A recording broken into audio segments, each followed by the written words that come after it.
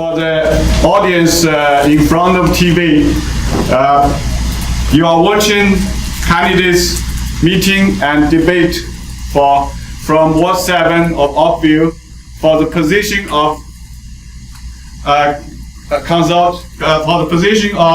councillors for town, region, and the school board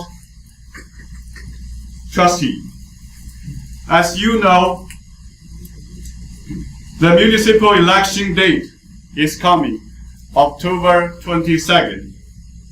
It's a great opportunity for those getting elected who are passionate to serve public of Oakville, as well for residents to choose those who could serve us well. It's more important for Ward 7, as Ward 7 has a new created election in this election, and Ward 7 is facing tons of issues. So we are choosing our leaders to resolve them.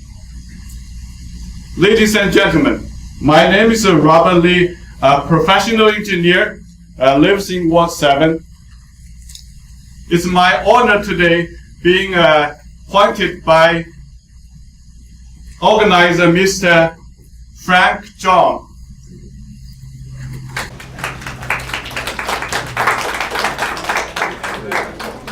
to facilitate the meeting today.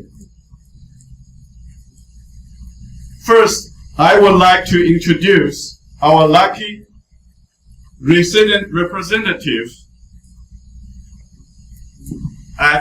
You can please yes, focus on them for the camera, and you can shake hands with your neighbor seats and say hi. Okay, so you are selected to be witness of today's meeting from all walks of life of Ward 7 in Oakville. Next, I would like to introduce Alex Stoll, election assistant. He's, you can see Alex, gentlemen.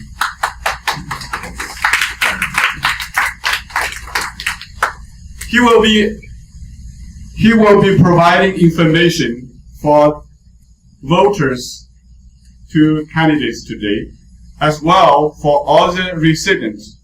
You can go to him to get your vote tickets being confirmed, or if you have any question, go to him, and he has an information desk. You can pick up the information and contact information and all the information you needed to confirm your voting tickets, and also to contact him so any kind of question. Thank you, Alex.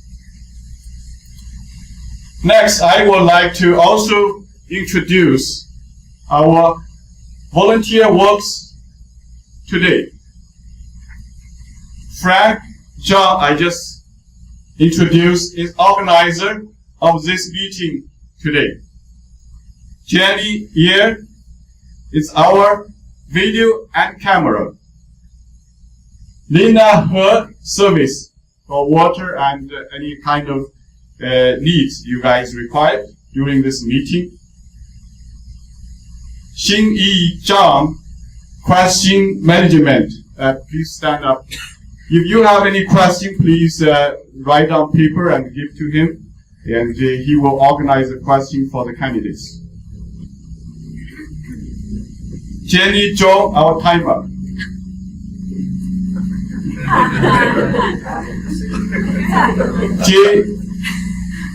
Jay is our video editor.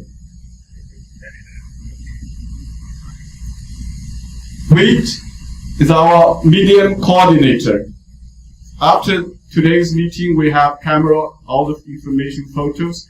You will contact the local media and for share the information. And lastly, you also camera and report. Eric, who is our administration today, he do all the associations to help us. And also Kai Liu is our meeting presenter. So we will see if he can pick Bill already. So now I want to welcome Mr. Kai Liu. Please put hands together. Thank you. And also invite our first group of candidates. Thank you. Okay, thanks, Robert, for the great opening speech, and welcome everyone. Good morning. Today, I think the weather is very cooperative, so hopefully we'll have a great session today. As Robert already mentioned, my name is Kai Liu. I've been living in Oakville for 18 years, and I'm an IT consultant. I'm also one of the directors of Oakville Chinese Network.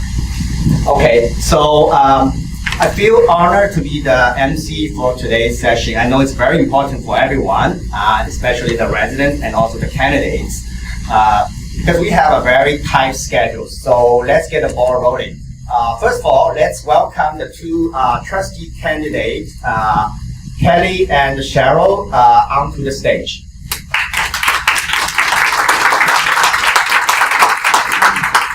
Thank you.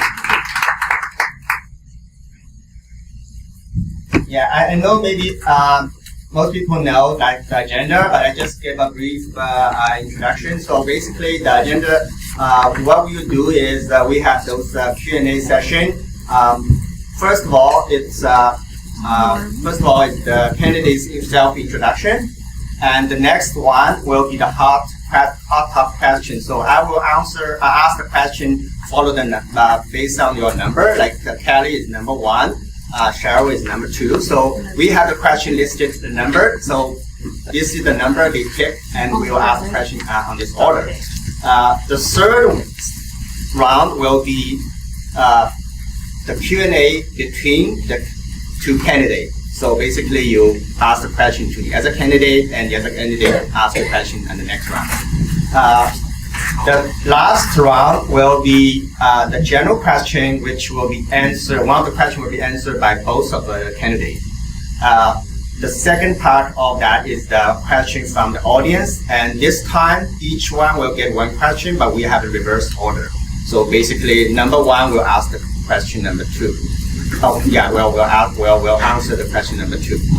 So this is kind of what we're going to do today, so everyone understand. And also, today's session is recorded and will be released to the media afterwards. Some heads up. Every candidate has 2 minutes to answer the question. So we have a timer here. When she raised the yellow board, which means that 1 minute and 30 seconds. So just try to be finished within another 30 seconds. So when you see the red one, which means time is up. So we try to make sure our time is well managed. Okay, I think that's... Do we need to put these on? Yeah, you can use this, and when you answer the question or ask the question, so let just make a try, see if it works. Yeah, just try, see. Test. Everyone can. Test. Can you hear? Okay. Yeah. Good. Everyone here? Okay. Good. So one more thing I want to mention is very important is during the Q&A session. Please make no interruption when the candidate is answering the question. So everyone, just make sure that we want to let the candidate finish what they are trying to answer. Okay, let's get started. The first one will be your self-introduction. So let's start with your number 1, right? Yes. So Kelly, just take your, yeah. Hello, everyone. My name is Kelly Amos. I look forward to continuing to represent you as your trustee for Oakville Wards 5 and 7 at the Halton District School Board. I am committed to public education, and my sole motivation to run is the children. I'm involved because of my children and yours. Over the past 18 years, I've been very active in the public education system. I volunteered in my children's schools, was on school council, and have been your school board trustee for over 14 years, including 4 years as chair of the board. I helped create the Halton District School Board Parent Involvement Committee, and the first 2 years of its existence, I was the chair. I'm sure many of you attend the yearly conference. As your trustee, I believe communication is important. I bring together all the school councils in my community to meet regularly throughout the year and discuss many different issues and communicate regularly through email, Facebook, and Twitter. I believe in student success, from positive learning experiences in classrooms to recognizing all student achievements. I think every student needs to learn in a safe and welcoming environment. Many of you know my commitment to our community and seen me involved as I lived here with my family for 31 years. I am out in the community, know what you're saying, and make sure it's heard at the board. And more importantly, you have seen me advocating to make sure there are community schools built, such as Oakville and the new Northeast Oakville Elementary School, which is scheduled for fall 2019. I have spoken to the Minister of Education, MPPs, and to make sure these communities' needs are recognized, and so that we get the schools we need. I continue this, and I have been working on trying to get you a new high school for the area and another elementary school. A trustee needs to balance the needs of individual children versus the needs of a school area and the needs of a whole system. I have proven I can make that balance and make the decisions necessary to give our children our best. I always vote with the children in mind. I look forward to your support on October 22nd for trustee for Oakville Wards 5 and 7. When you vote for Kelly Amos, you are voting for our children. Thank you. Thank you, Kelly.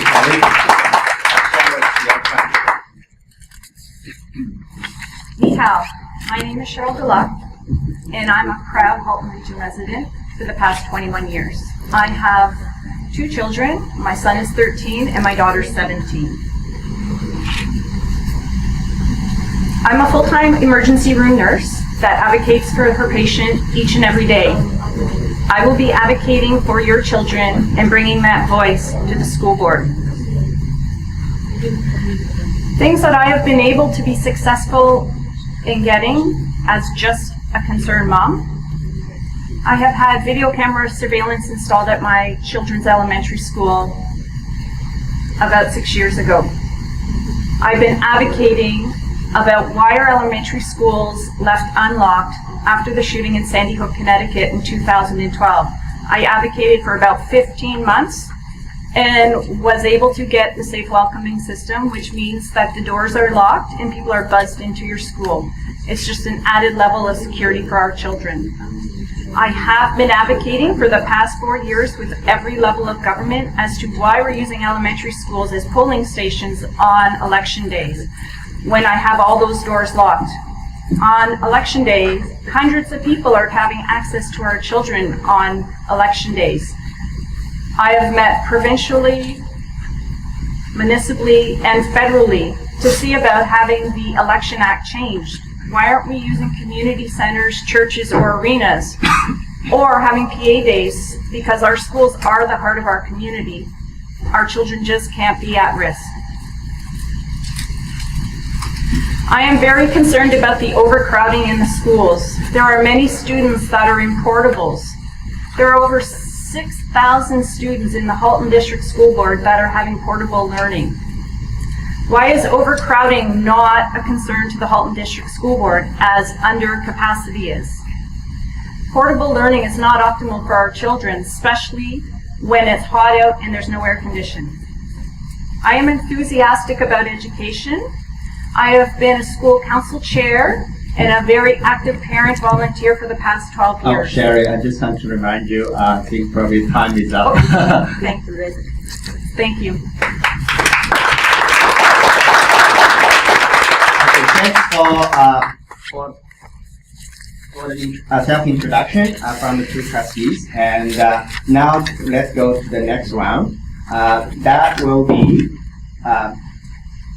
the question Q&A between the 2 candidates. So Kelly, you can go first, ask Cheryl question, and then Cheryl's going to answer them. In turn, she's going to ask your question. Okay, let's start it. Thank you. Cheryl, I have lived in North Oakville for 31 years. I have been trustee for over 14 years and chair of the board for 4 years.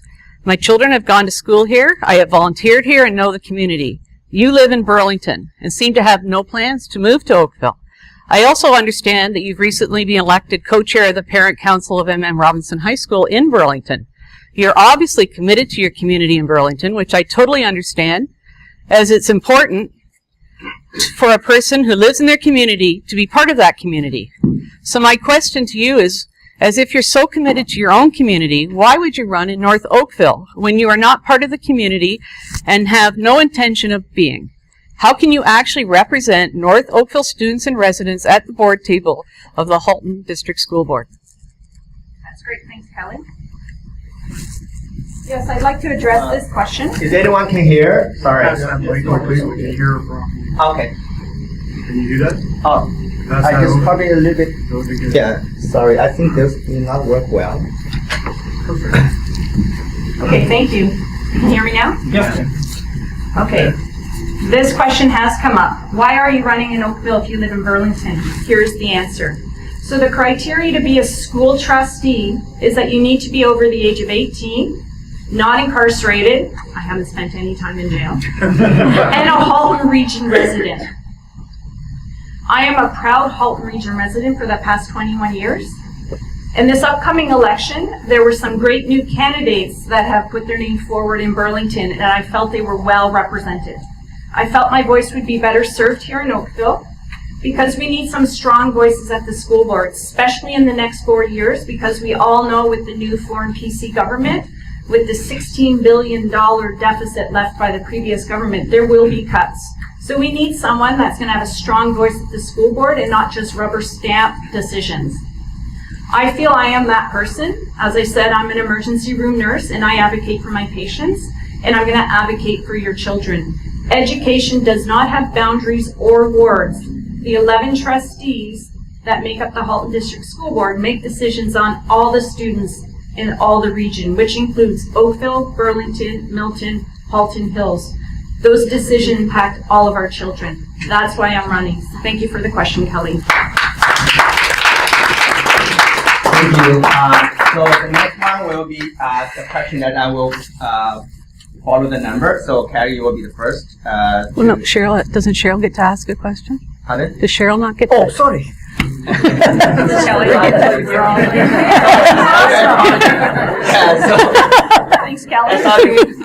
That's okay. I want to make sure it's fair. We can exchange 5. So. Okay.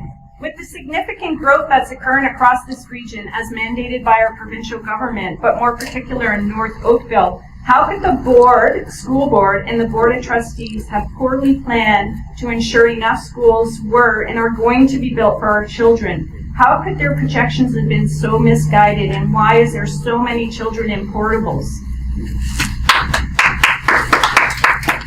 Thank you, Cheryl. I really appreciate that question. So when the board does planning, we have something called a long-term accommodation plan. And we do look at all the numbers that are being generated by the municipalities for how many people are moving into the communities. And it isn't bad planning. So what right now, I have advocated for a new school. I had advocated to get Odinawi in. I have advocated for a new school which is going to be built for fall 2019 in Northeast Oakville. I am in the process of also advocating for another high school in Northeast Oakville, and as well as another elementary school. And I have been talking to ministers of education. I have been talking to our local MPPs, and to make them aware of the concerns of our community, because we need those schools.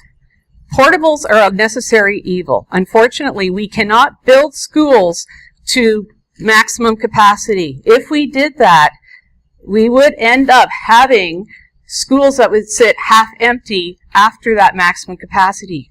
So, and when a school sits half empty, that means it's slated potentially for school closure, and we don't want that. So we build schools for what is going to be the prime capacity for the community. Thank you. Thank you. So the next one will be from the hot topic. So I will follow the number. So Kelly will be the first to answer the first question. Okay. Okay. I think you already mentioned something when you do the self-introduction. But anyway, this is the number that you get. So Ward 7 is a new and fast-growing community in Oakville. However, there are not enough public schools to accommodate students in our. What would you do as a trustee to advocate building more schools for us? Thank you very much for that question. So to continue on with what I was saying, I have already been doing that. I have been advocating for new schools. As you know, we have Oakville, and now we are going to have the new Northeast Oakville School, which is going to be located just east of 6th Line, north of Dundas, which will be open for fall 2019. I am also in the process of making sure we will be getting a high school which will be located in your community, because it is such a large growing community. We need a high school in that area as well. We're going to need another elementary school. So I have also been talking to the Ministry of Education.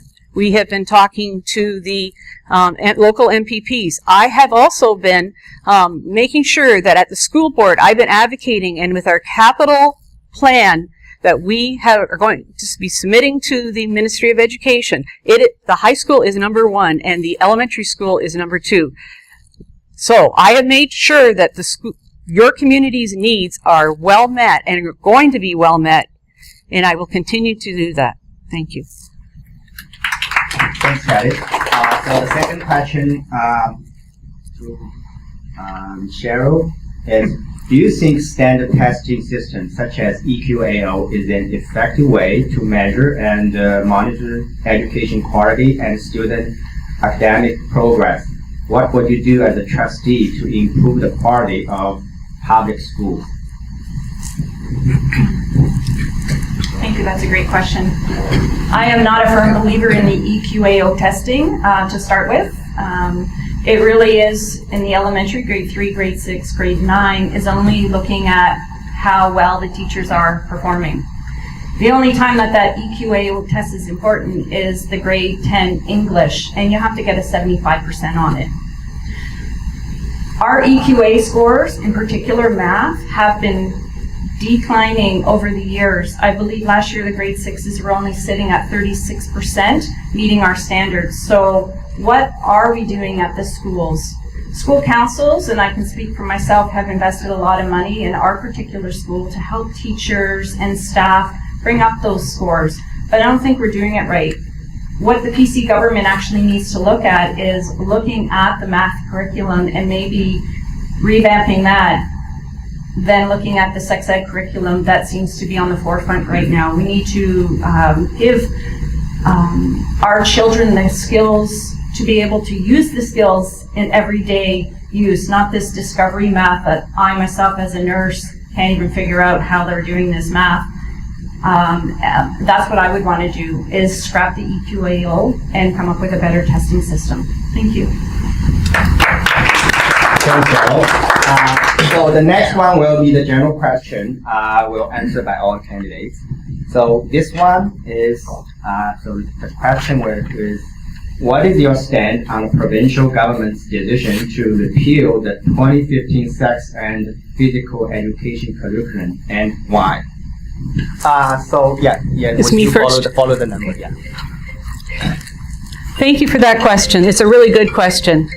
I actually support the 2015 curriculum, but having said that, I totally support the government having another look at it, because I do believe that we need to be making sure that all of your parents' input is available to them. Our children are now exposed to all kinds of things that they were not exposed to in 1998. They're exposed to social media, the internet, and television programs. They're exposed to all kinds of information and activities that were never available way back then. So it's important to see that as a reflection of what is going on in our phys ed and health curriculum. But I'm going to encourage you as parents to make sure that you're part of this. And when they come out and they ask for your opinion, please make sure you do that, because I do believe it needs to be modified a little bit. I also believe that it needs to have a partnership at the schools with you as parents.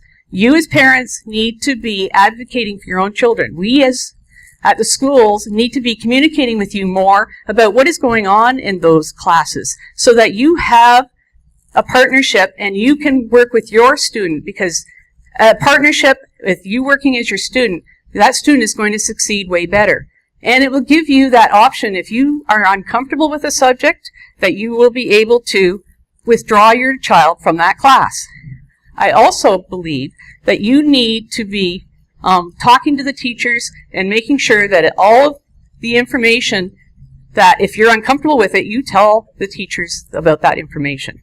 So I'm going to really strongly encourage you as parents to make sure that you're part of this new consultation. I believe it's very important, but I also believe it's important for the child to see themselves in the curriculum. Thank you.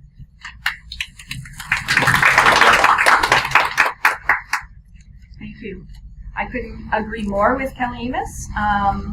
As an emergency room nurse, I see so many young people coming in that do not have the knowledge about their own body. I feel that the PC government reverting back to the old curriculum is not the right thing for our kids.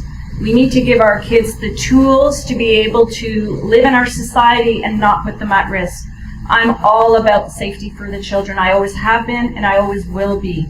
If the PC government was concerned about some of the content, perhaps they should have withdrew some of the content if it was not age appropriate and relooked at it, revisited it. And I certainly agree with Ms. Amos that the parents need to be involved with this. I certainly want to be part of this in developing the new curriculum. But with all the social media and what our children are facing, this is putting our children at risk. So I do not agree that he has put a pause on the curriculum. But I do believe that it is an important and a great opportunity for all the parents to have their input into the decisions of what our curriculum will look like. Thank you. Thank you. So, the time is almost there, but we still have two more questions. So this is the one that, this is from the audience, so we'll do the reverse order. So Kelly, you will answer second. The first. No, we called. Yeah. Okay, this is about the school bus issue. So right now, many kids have to rely on school buses. Unfortunately, there are bus delay issues all the time. What will you do to help improve the school bus service in Ward 7?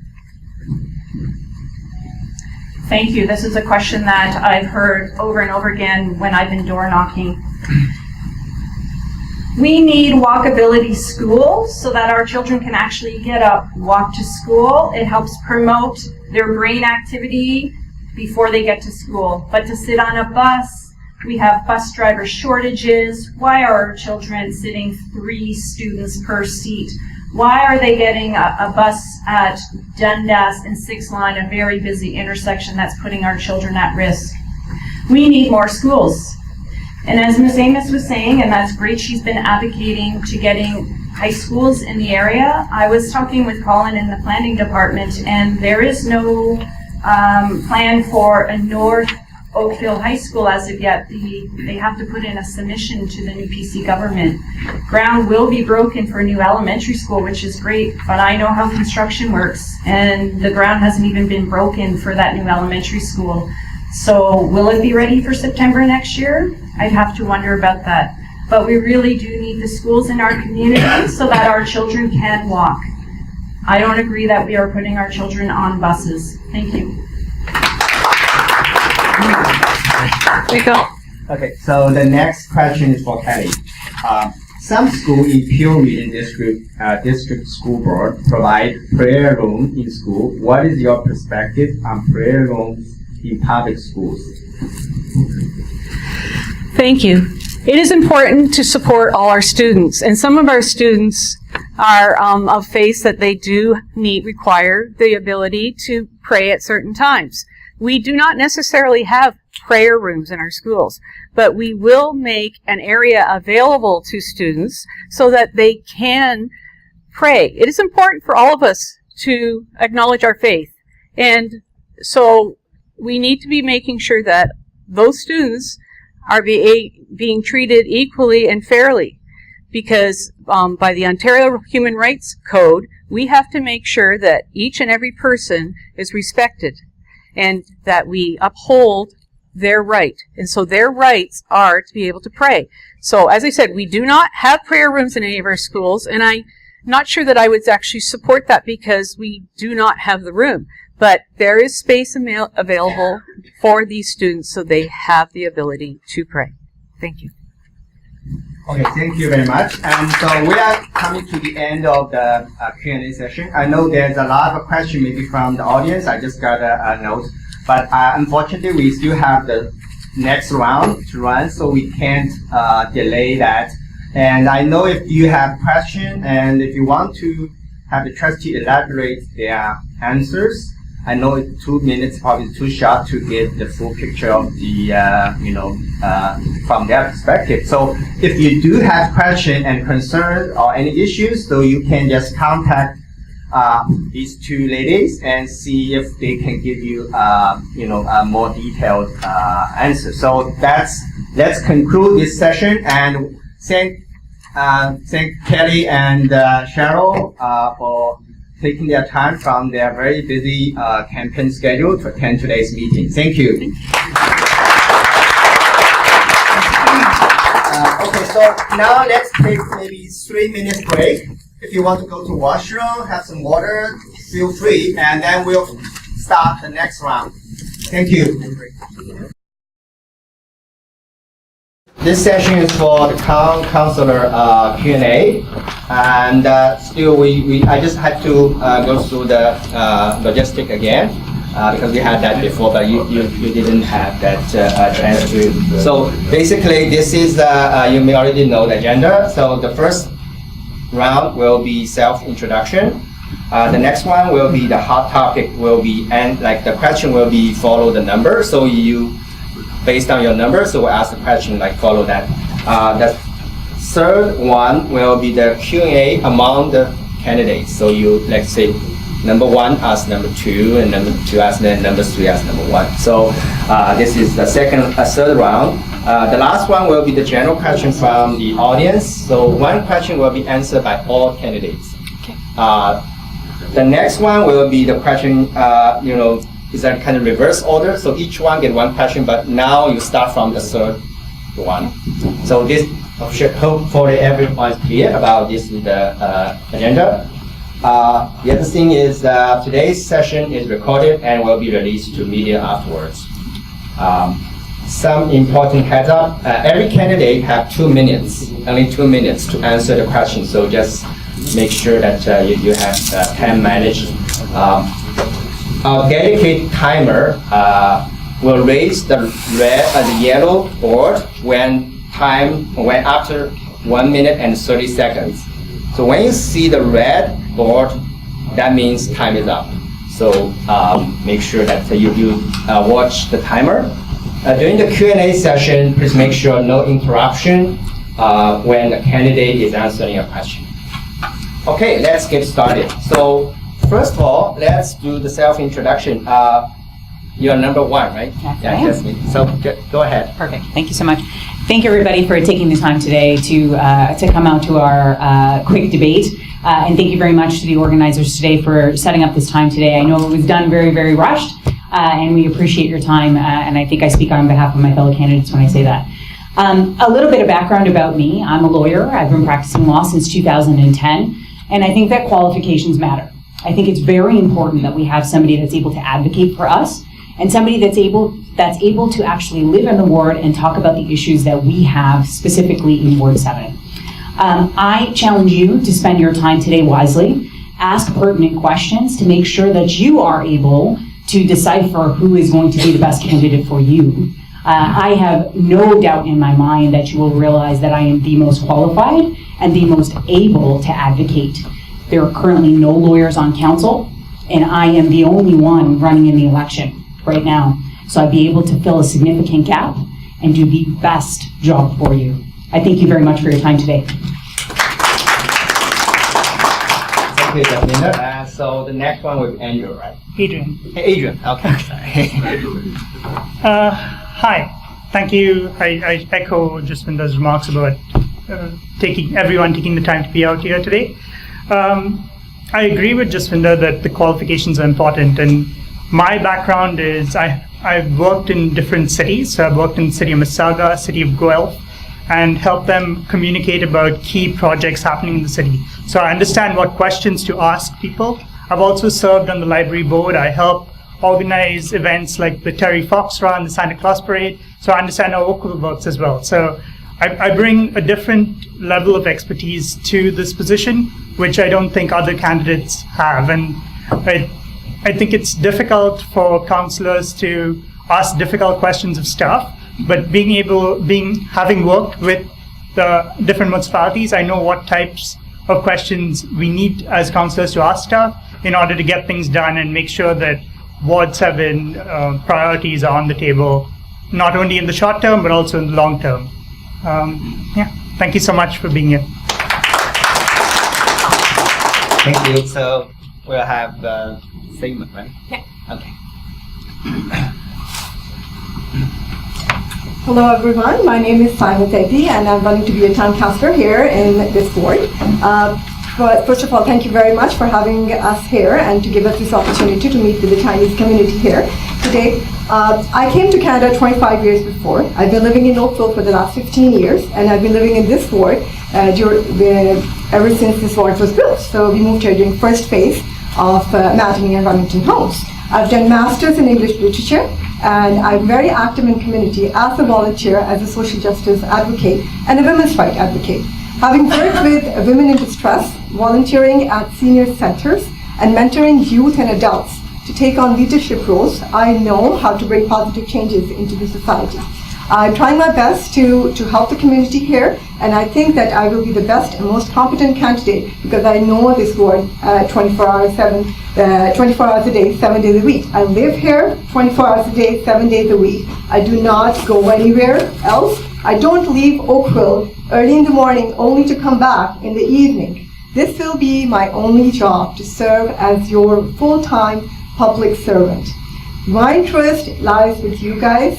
My community is most important to me. I will be making sure that your tax dollars, my tax dollars, are spent in our very own ward. They're not spent anywhere else. I will be advocating for better infrastructure, green space, better schools, better rec center, all that kind of stuff. In short, I can say that it will be an honor for me to be your town councillor, and I will be here 24 hours a day. I'm accessible, I'm approachable, and I'm willing to serve. On October 22nd, please go out, vote for me, give me your trust, and I will honor it. Thank you very much. Thank our audience for their great self-introduction. So we'll go to the next round. This is the question for each candidate, so I will follow the number. So Jasminda will be the first one to answer the first question. Okay, the first question is, the population growth puts more pressure on the local infrastructure. What would you encourage more residents to take advantage of public transit system? Thank you so much. So I think the question specifically speaks to rapid development and public transport. My agenda here is very simple. We have a large influx of people specifically coming into Ward 7 because of the rapid development. The province has mandated that we grow by a certain percentage by 2031. Oakville currently sits at 38 people per hectare, and our growth mandate is up to 68 people per hectare by that date. That being said, in order for us to manage that growth, I think you've hit the nail on the head with public transport. We need to make sure we have bus rapid transit. We need to make sure that we are getting people quicker and faster and easier to each of their locations. I myself travel into downtown to get to work every day, and I know many of you do as well. It's a challenge getting to the GO station from how far north we are. Being able to use something like Bus Rapid Transit with only 1 or 2 stops on Trafalgar or Dundas would get us to the GO station faster and get us home faster. Right now it takes us approximately 30 minutes to get there. I think without having to park our cars and look for carpool locations, we'll be able to get to work in about 10 or 15. I think cutting down your commute to half of what you have more time with your families and more time in Oakville. Thank you. Thanks, Linda. So the next one, question will be, do you believe the current property tax is at a reasonable level in terms of annual increasing rate? So this is for our second candidate. So the first issue I'm campaigning on is keeping taxes low. So, and making sure the taxes are spent properly. So over the years, Oakville has increased taxes with inflation. They've tried to keep it low, but other factors have come in, and they've been spending a lot of money on recreational services where it doesn't really reflect the demands of the communities. So what I would do, and having served on the library board, I understand where money is being spent and having worked within different aspects of Oakville. So what I would do is I would make sure that property taxes are kept low, so that, and also the money is spent properly, because you can't be saying you want more transit and you want more recreation centers and you want more things and then have spend more money on taxes and your property taxes are going to go up. So you have to, like, it's an exchange and figure out what your priorities are and what's the most important to the community, and I think keeping taxes low is the most important. Thank you. So the next question, what are your recommendations to the local educational institutes and human resources with regards to the business development opportunities?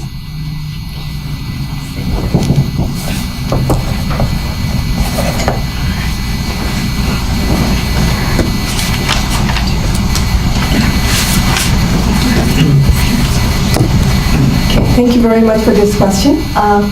This is a very important issue which Oakville in general and our ward with small businesses is facing. My recommendation as a town councillor to the town of Oakville for downtown core, for all the BIAs, the business interest areas, including downtown, Bronte area, Kerr Street, Spear Street, all those would be to, first of all, have an advanced technology app for parking. Parking is an important issue for downtown areas whenever we all go to downtown and we don't find the parking. With this app, the advanced technology, drivers can find out the parking spot which is available there. I would also advocate for free Wi-Fi in all the business areas, just like we have in other communities. I would also advocate for business incentives. So I would love to see some kind of a financial study made and to find out if it is feasibly possible to give out some kind of tax incentives to small businesses in downtown, in Kerr Street, everywhere, including our ward. For our own ward, I did go to all the small businesses. I did offer my support to them. I would try my best to lower the red tape which is there for to get the permits, to get all the accessibilities for the small businesses which are there in our ward,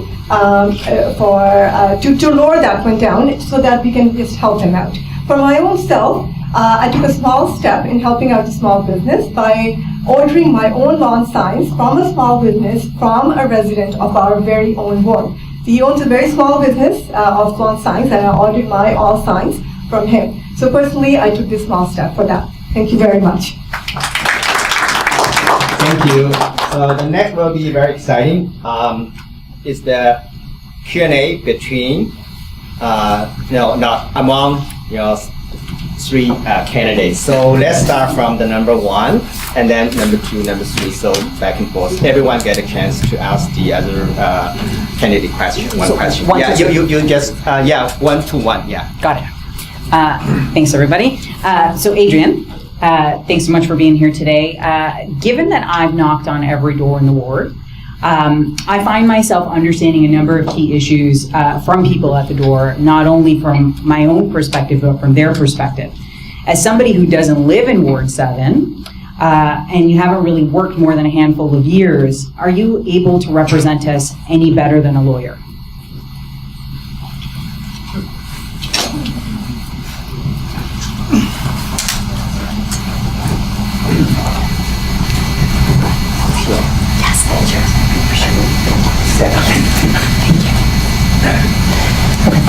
Thank you so much for the question. So I live in Ward 5, but I live 5 minutes away from the Ward 7 boundary. So I live on 6th line and 6th line in Dundas, just off the. So as we know, with what's happening in Toronto, ward boundaries change and things happen. So the most important thing is not being able to live in the community. I've taken the time to immerse myself in the community. So taken the time to knock on residents' doors to find out what issues are important to them and listen to their issues. My experience, even though I may not have many years of experience, I have experienced what that's needed to do well in this position. So I have experience in municipal government, being able to, I've actually at the City of Guelph, I worked in construction, helping them to communicate capital projects. So these big roads and water mains and sewer mains, how these projects go on. So I think that experience is more important, and being able to listen to Ward 7 residents.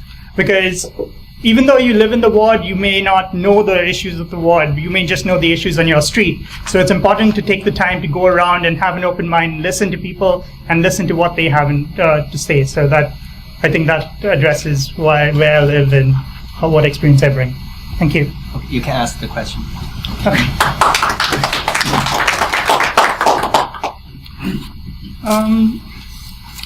So tax dollars are important to residents, and the number one request of Oakville residents, because you're not only voting for Ward 7, Oakville residents is keeping taxes low. So you have a very limited bucket of tax money in order to spend on your community. How would you prioritize spending tax dollars in a way that matter to Oakville, Ward 7 residents? Okay, I can help you. Thanks. Thank you. Thank you. All right, that's a really good question. I was actually looking forward to answer that. Having lived in Ward 7 for the last 4 or 5 years, and in Oakville for the last 15 years, I have been paying a lot of property taxes to the town. You as property owners, me as a property owner, we have been paying an awful amount of property taxes to the town. When we are paying property taxes, we are expecting some kind of facilities to be structured in our ward as well. And unfortunately, I do not see that our tax dollars are being spent in our ward. If I'm elected with your vote and your confidence, I would advocate to spend our tax dollars for the utilities, for the infrastructure in our very own ward. I would advocate for a recreational center, 16-mile sports complex. It's a shame to call it a rec center. It's just it's an ice rink. There's nothing else there. I would advocate for a full-length swimming pool, a library, an indoor table tennis court, an indoor tennis court. There is just one elementary school in our ward. We need to have, with 18 portables, we need to have a big elementary school. High school is nowhere in sight.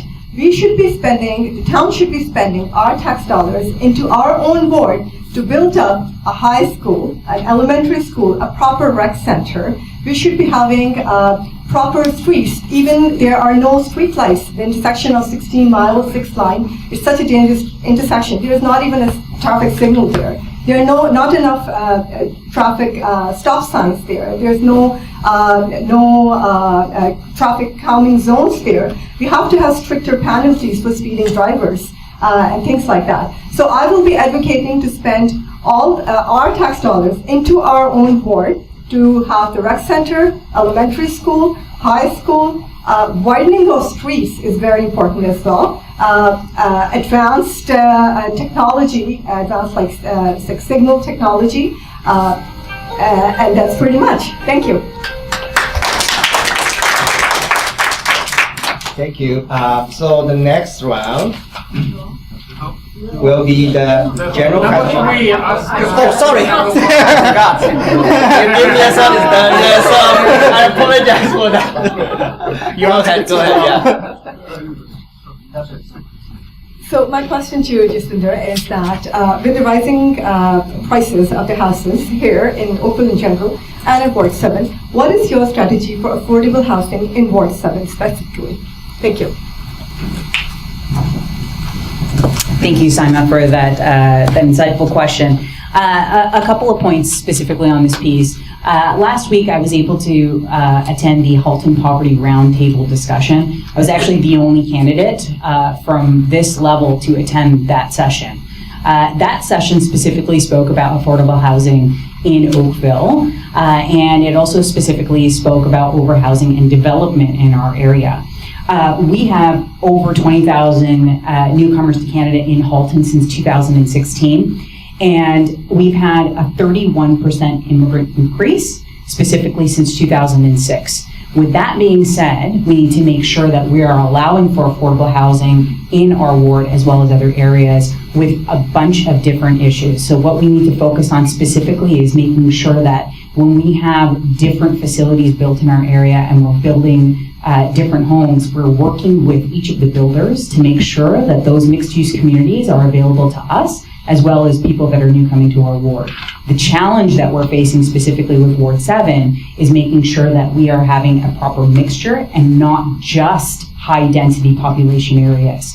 We need to make sure that we're having a wide variety instead of focusing on just increasing development just for development, and actually focusing on making sure that people are actually living in the ward specifically to live there, not just for investment purposes.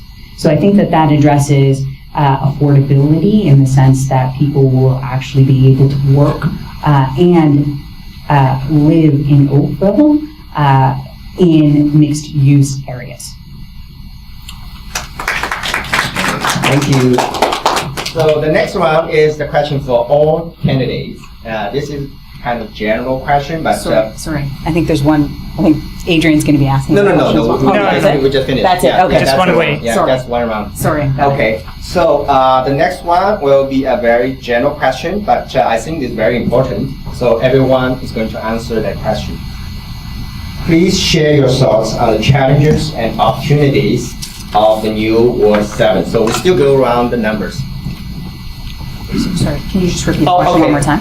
Yeah, one more. The question is, just check that. Please share your thoughts on the challenges and opportunities of the new Ward 7.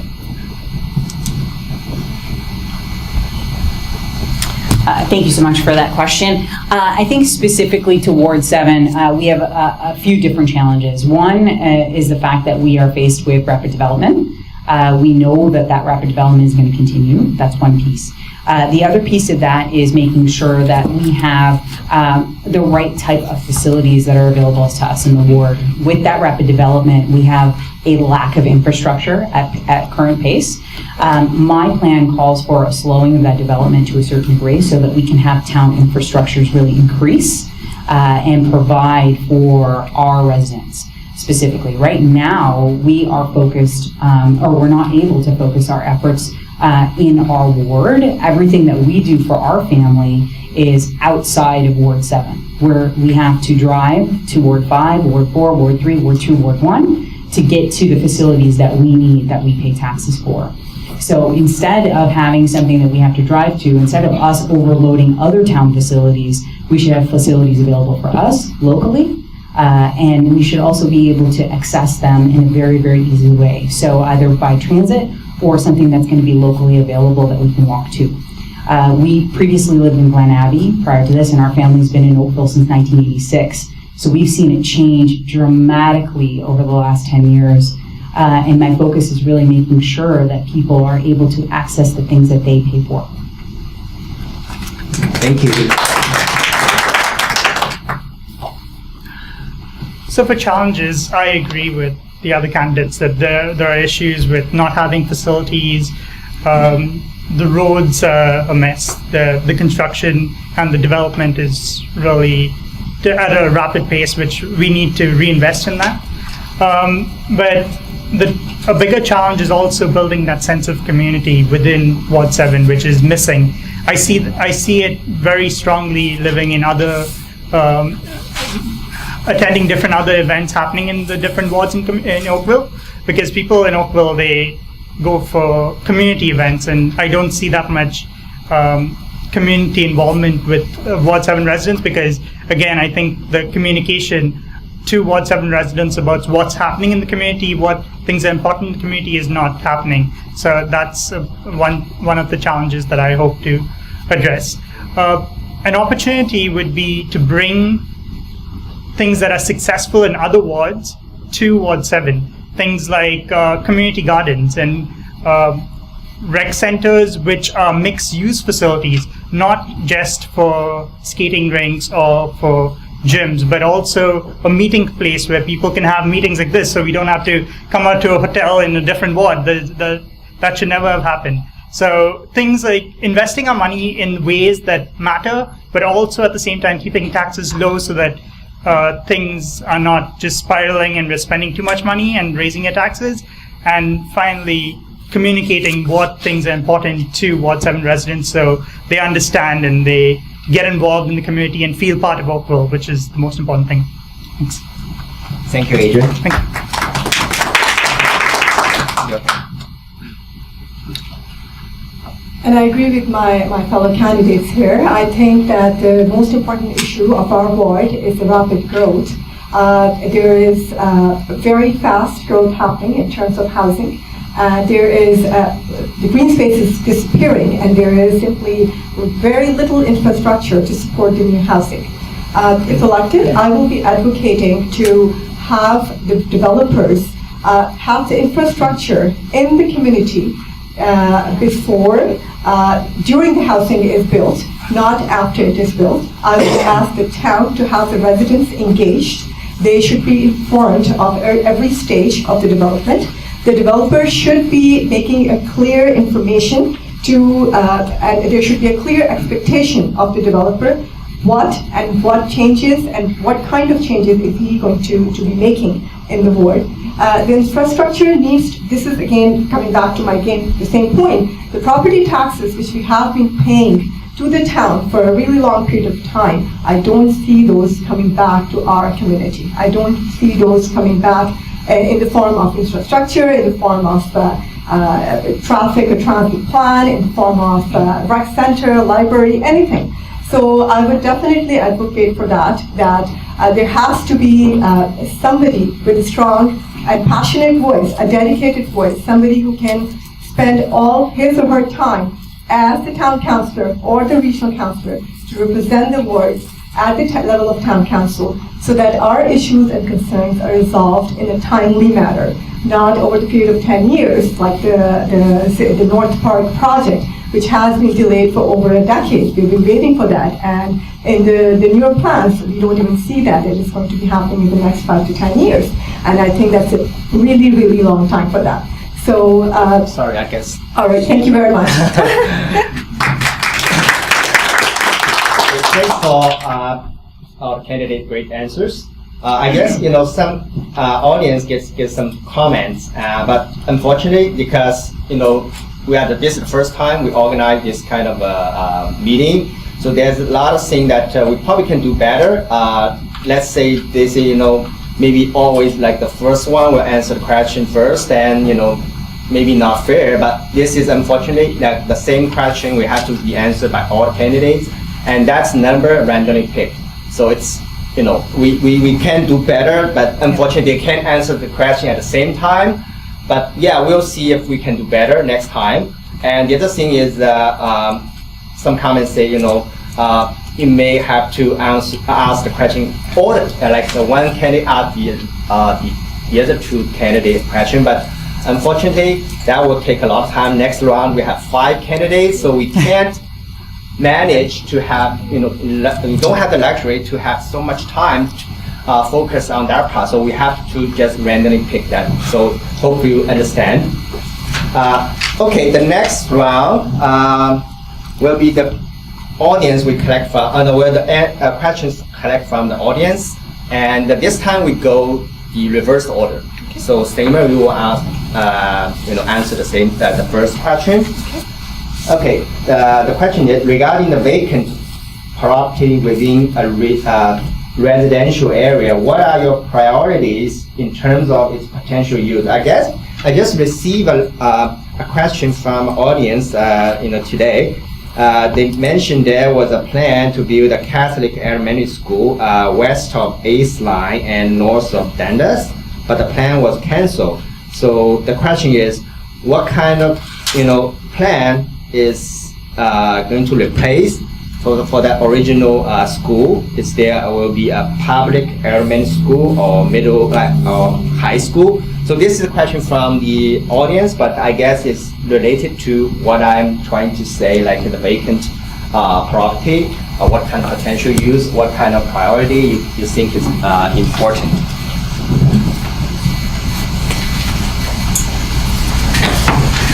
So we all know that there are over 4,500 just citizens in our ward, and there are more number of non-citizens in our ward. Our ward is basically a hub of most of the new immigrants, as well as some old residents here as well, like me and Jaswinder. But with these so many people here, we have just one elementary school, which has 18 portables. And that is definitely not enough for all the kids in the area. The new kids have to go to Palermo High School, which is on Bronte Road, which is extremely far. I wouldn't like my 4-year-old to go all the way there, but this is what's happening. As far as high school is concerned, for all these people here, all of us, there is no high school. So the kids who have to go to high school either have to go to White Oaks, which is past upper middle, and that's pretty far.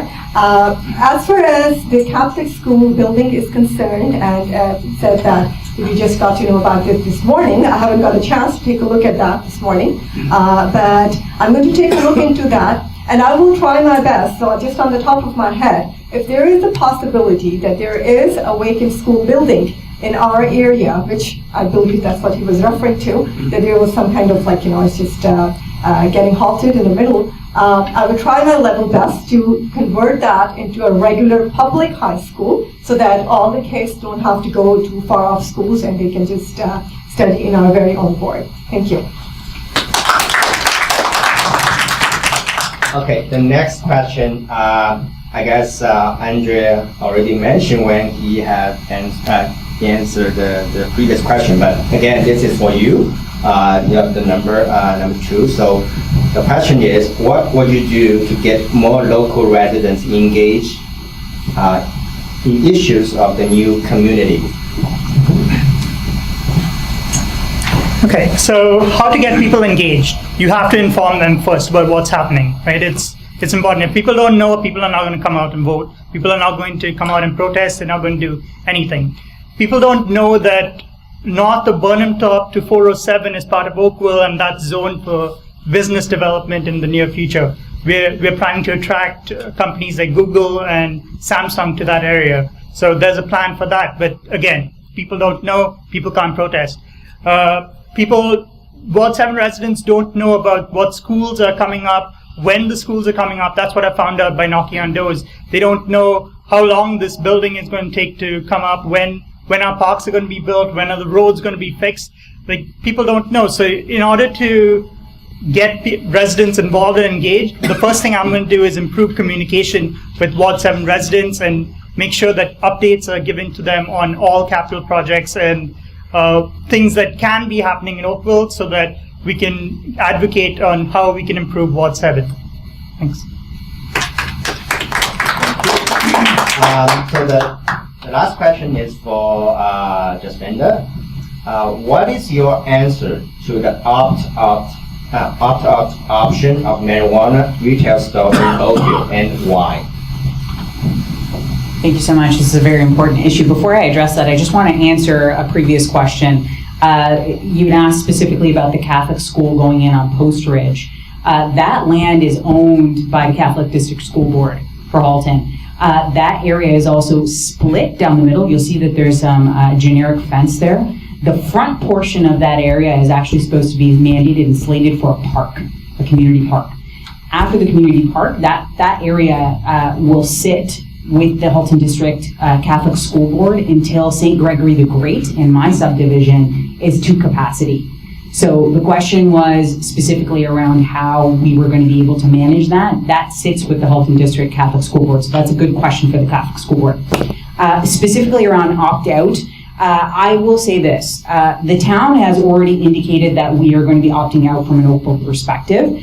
My concern is that we make sure that we're working with all levels of government, specifically provincial government, to make sure that we have a regulation perspective like the LCBO. So regardless of wherever we sit in Oakville, we need to make sure that there's a regulated mandate to make sure that that regulation is passed, just like how it's difficult for a minor to go and get alcohol, it should be difficult for them to obtain marijuana. So that's kind of where that push is. We should be focusing on that from a provincial perspective instead of just from a town level. Thanks, everyone. I know we still maybe have a few minutes left. So I got a question from the audience. I think that this probably is a very interesting one. Is the Ward 7 property tax too high versus south of Dundas area? So this is highest density and tax should be lower. So that's kind of a question I can probably from many of the residents. So the kind of question why we have lived in like the high density, but we pay much higher tax. So I can think of it because the new area. But you guys maybe have a better answer. So I give you each of you chance to answer this question. So let's start from maybe because we start from 1 to 3. No, let's start from 2 first, right? Okay. To be fair, so I want to make sure. Okay, so property tax actually determined based on your property value. So the reason your taxes are higher is not only because of where the density of the area, it's also what property value the town estimates your house to be. So based on that, they have a certain percentage that they tax each property at. So what we need to advocate is to get the property valued in Ward 7 Oakville at a fair market rate. Because if it's overvalued, you're going to pay more property tax. So you have to get it valued at a fair market rate, and that will reflect on your property taxes, and then you'll see all your property taxes go down. Property taxes actually are static across Oakville. It's not like one ward pays more. It's actually all the property taxes go into a bucket, and that bucket pays for all resources across the community. So what we need to do is get development fees that condo builders are building properties in Ward 7 and get that money spent in the community. That's what you need. The property taxes bucket is a big bucket, and there are lots of other people fighting for that money. You need to get the development fees and spent on Ward 7 issues, and that will reduce your property taxes as well as a fair market evaluation. Thanks. Thank you. So next will be your answer. Sorry. Apologize. Go ahead. All right, so coming back to the same point which I mentioned earlier in my answer, that the property tax, I agree with Adrian, that the property tax is based on the property value, and we are all very pleased that our property values are going up by leaps and bounds in Ward 7. However, with that, the property tax is increasing as well. The question is that the property tax is comprised of 3 kinds of taxes. So it goes from the municipal area, it goes to the region, and it goes to the school board, whichever school board you choose to. When we are looking at the property taxes, we haven't got a significant increase in the last few years from the regional and from the school board area. However, there is some kind of an increase which we see from the municipal section. For that, whatever is done, we won't be able to get like a refund or reimbursement for that. However, in future, there has to be some kind of a check and balance system at the level of town, that whatever property taxes which we have paid so far, why were they not spent in our ward for the facilities which we deserve to have? And I will make sure that if I'm elected, that whatever property taxes we will be paying to the town, to the municipality, at the municipal level, or at the regional level or at the school level are used and utilized for efficient services and infrastructure in our very own ward. Thank you. Thank you. So could you repeat the question one more time for me? Okay. Thank you. Sorry. The question is this is from the audience. This is Ward 7 property tax very high. Is compared to the south of Dundas area, which is I think a more mature area. Is a new versus mature. So what they say is the audience says that they have the highest density, but the tax should be low. Because more people pay tax, but why we pay more than the others? Got it. Thank you. So I'll address that kind of in twofold. As someone speaking specifically about high density areas, taxes, and I think one of the other candidates has already mentioned this, taxes are not collected depending on what square footage you have in your home. Unfortunately, they're collected specifically around the valuation of the property. We in Ward 7 pay a higher tax rate because we have expensive homes, frankly. So that being said, we want to make sure that those taxes are being utilized in the best way. So it's important to have somebody that has a strong voice that can actually utilize those taxes specifically for Ward 7. So we want to make sure that we are focused and making sure that we are advocating for the areas and the responsibilities and key issues that we have specifically in Ward 7. That's one piece.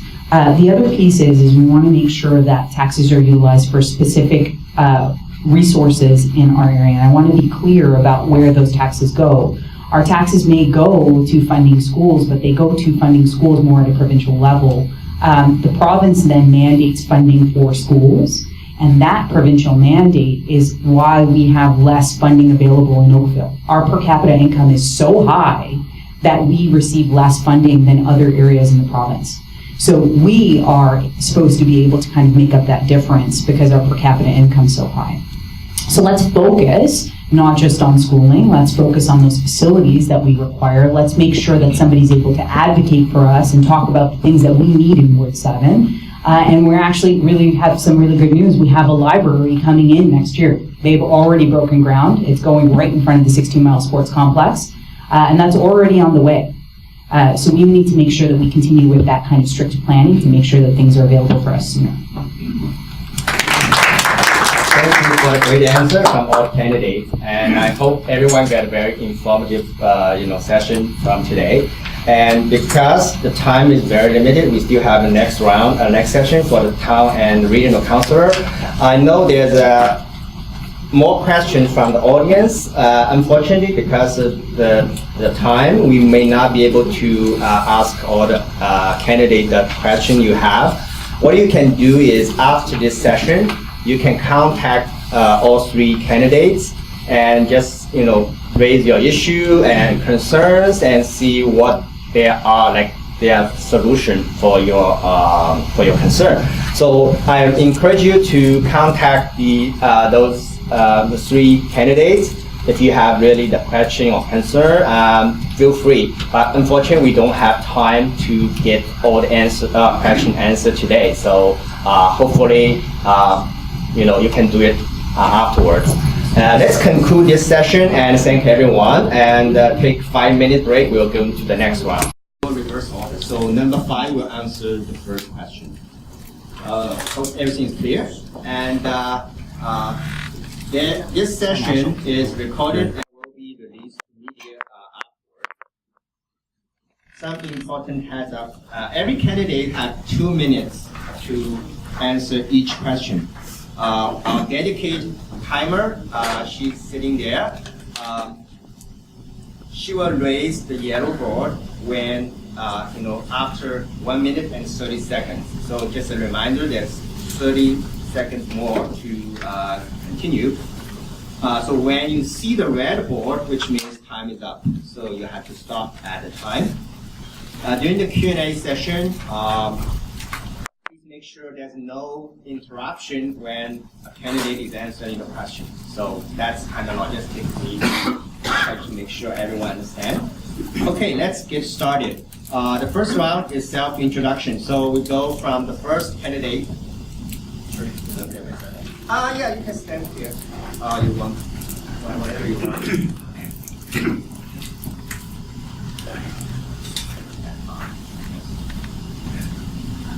My name is Shahab Khan, and I'm a candidate for councillor for the town of Oakville, Region Halton Ward 7. I want to thank Frank for organizing, and I want to thank everyone for organizing and inviting all of us. And I want to thank all the residents and all the people of Oakville for attending. I'm married to an amazing wife, and I have 2 wonderful children. I'm a financial professional with over 20 years of experience in investment and insurance. I live in Ward 7, and the reason why I am running for councillor is that I care, and I'm passionate about our neighbors, our neighborhood, our community, our town, and our region. We have all come to Oakville for a better life for our family, and especially for our kids. I have 2 kids who are in grade 1 and grade 2 at Uvalde Public School, and the reason why I live in Oakville is for my kids and their future. Today, I feel the path the town is taking is wrong. I do not agree with the speed of legalization of marijuana. I do not agree with the idea of having stores, public or private, selling marijuana in Oakville. I do not agree with the ability to smoke marijuana in public spaces. I do not want all the crime that comes with marijuana, the drug use, and the selling of drugs to come to Oakville. I am very angry with the increase of gun violence through Toronto and the suburbs. No one should be allowed to own a handgun or assault rifle, period. I do not want guns, gun violence, and all the bad elements and situations that come with gun crime to come to Oakville. Next, I'm very disappointed with the way the government has handled illegal border crossings. Immigrating to Canada legally, being a refugee coming to Canada, and coming for work to Canada is the correct way to enter our country. Border crossers need to be checked, scrutinized harder. Background and security checks need to be done on everyone who illegally crosses into Canada. The government, the police force need to watch every illegal border crosser who is allowed to come and live here, not just for one day, but for months, if not longer. The sexual education issue in our schools is of deep concern to me. I am happy that the provincial government has stopped. Yeah. Oh, really? Yeah. Oh, I apologize. So obviously I'm against the sexual education. Yeah. I'm happy that it's repealed. I will change it, helping with the parents. Thank you very much.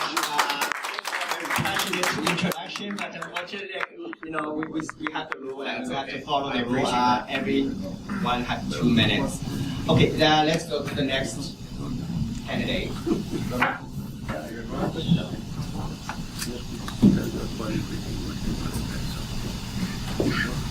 Hi, my name is Shrez Daniel Hayter. I'm a small business owner and a basketball coach, but most importantly, I'm a community activist and a community leader. I first moved to Ward 7 6 years ago. In the past 6 years, I have not seen the growth that we not only need, but the growth that we deserve. As I look at each and every one of you in this crowd, I see a mother, I see fathers, I see brothers, I see sisters, I see sons and daughters. I see families that are in need of hope. And hope is not just given, but we have to fight for it. We have to fight for this hope. We have to fight for a safer community. We have to fight for better infrastructure.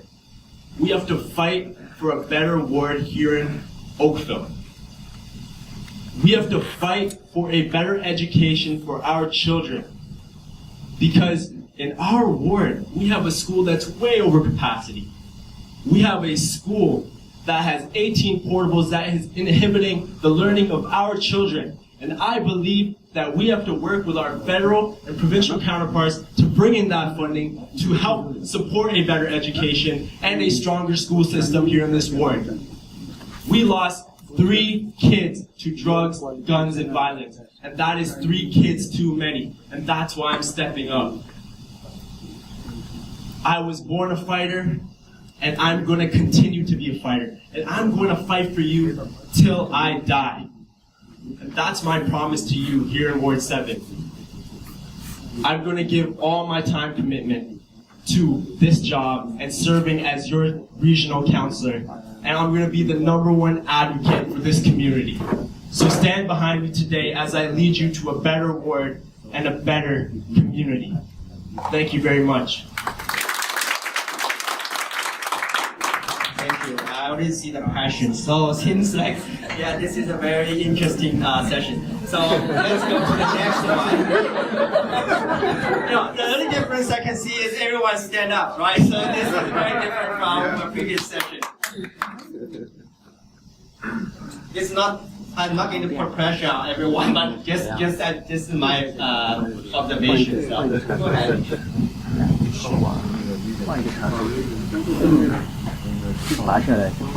you to the organizers of the event and for all the residents that have attended today.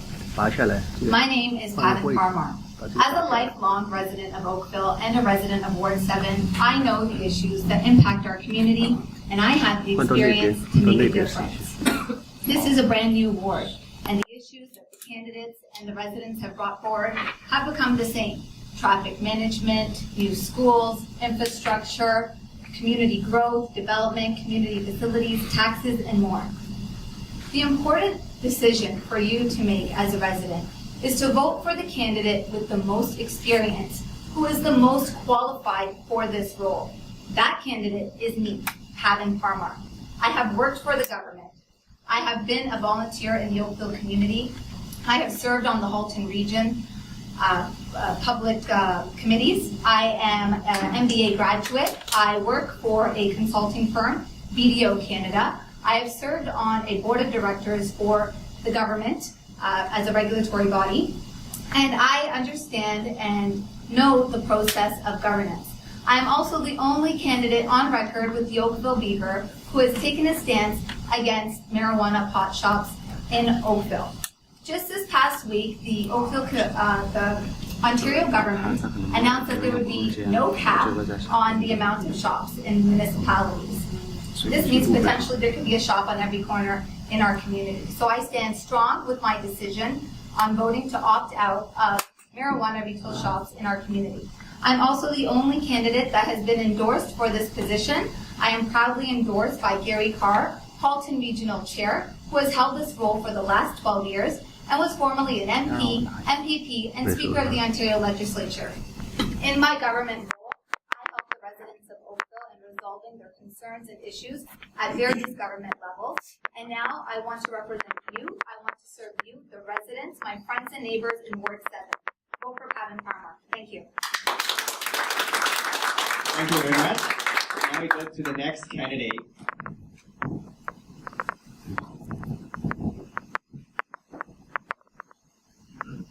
Hi everyone. I want to thank Frank and the organization. I know that the team, it was a lot of work to have to put this together, and I appreciate you giving us the time to speak. My name is Nab Nanda, and I'm running for Regional Town Council. My family has been a part of Oakville for 12 years. We were the first residents to move into Preserve Phase 1, and the first ones to be there to see what the issues were in the community. From those issues, I also became the first chairperson of Odenawi Public School. I made it a commitment to be active in this community from day one. Our residents need somebody who's going to be active for them. I witnessed our community grow from a few homes to a thriving community that it is today.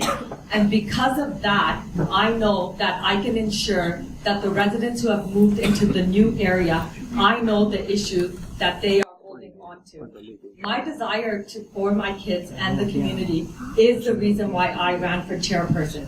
And in that time at the school, we have had to deal with many issues, such as construction issues, such as transportation issues, resource issues within the school. And the biggest thing that's happening is the overcrowding of schools. And because of that, I have advocated with the administrators, with the school trustee, Kelly Amos, who I worked with for the last 3 years, to work on getting more schools in our community, to get funding from our provincial government, to get funding for the new high school that we need. I am also one of the first ones, I am the first resident who actually put my name in for running for this election. And because I did that, I was the first one to actually decide to opt out of the marijuana shop. There are 6 major questions that the federal government has not answered, and there's Please turn off your mobile phone to maybe silent. Sorry for the interruption. That's okay. That's fine. And as a regional councillor, I promise. No, but she got interrupted. That's a timer.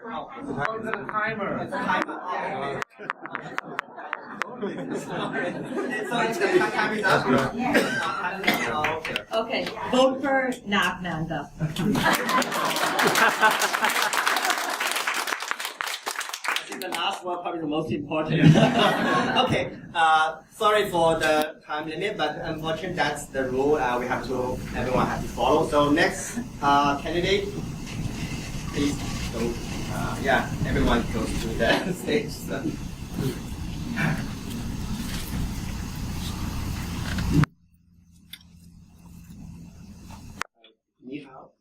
Dear neighbors and friends. Thank you, Frank. Where's Frank? Thank you, Frank, for and your volunteers for organizing this event. My name is Amir Henry. I'm running for the regional and town councillor for Ward 7. My main concern is about public safety. All aspect of my campaign is concerned about building a safe and secure community for our families and kids. We have all other issues in the community, but my main thing is about safe and secure community. I've been working 25 years as a software engineer and recently as a software consultant. My work allowed me to interact with various kinds of people and taught me to address issues with a mindset of problem solving. All this mindset I will devote it to solve issues in our world. I've been engaged in several volunteer service with the seniors and youth programs. The ideas I'm putting forward will build a safe and a secure community for all of us. First thing I want to do is to vote for the opt-out of the cannabis stores. Cannabis should not be sold in any store in Oakville or anywhere else. So this is the first thing I want to do.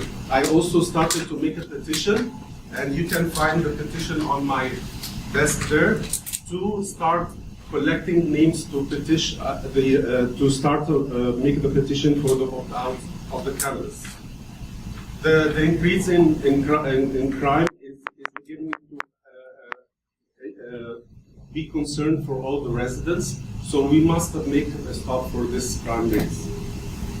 If I'm elected, I will devote all my time and dedication towards my job, especially that my 3 kids are grown up now, so this will be my full-time job. I will look after residents' issues, respond to them either email or phone calls, and take good decisions about it. I'm here to ask you to vote for me. Thank you so much. We can build a better world.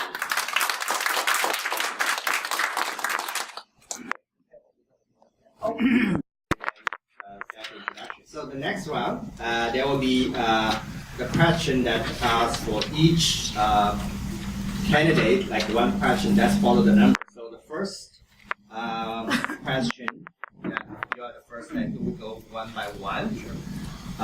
So the first question is, in recent years, we have seen more and more break-in incidents and violent crimes in Halton region.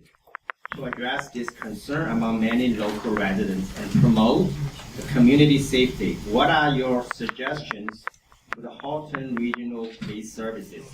If you were elected, would you put a motion to push the changes? I guess like about 2 days ago, I know there's a break-in in Clearview, so which is also maybe not in Ward 7, but it's in Oakville. So I think this is a very critical issue among many residents. So we'd like to know your answer. Sure. Just give me 1 second. I'm just going to step up.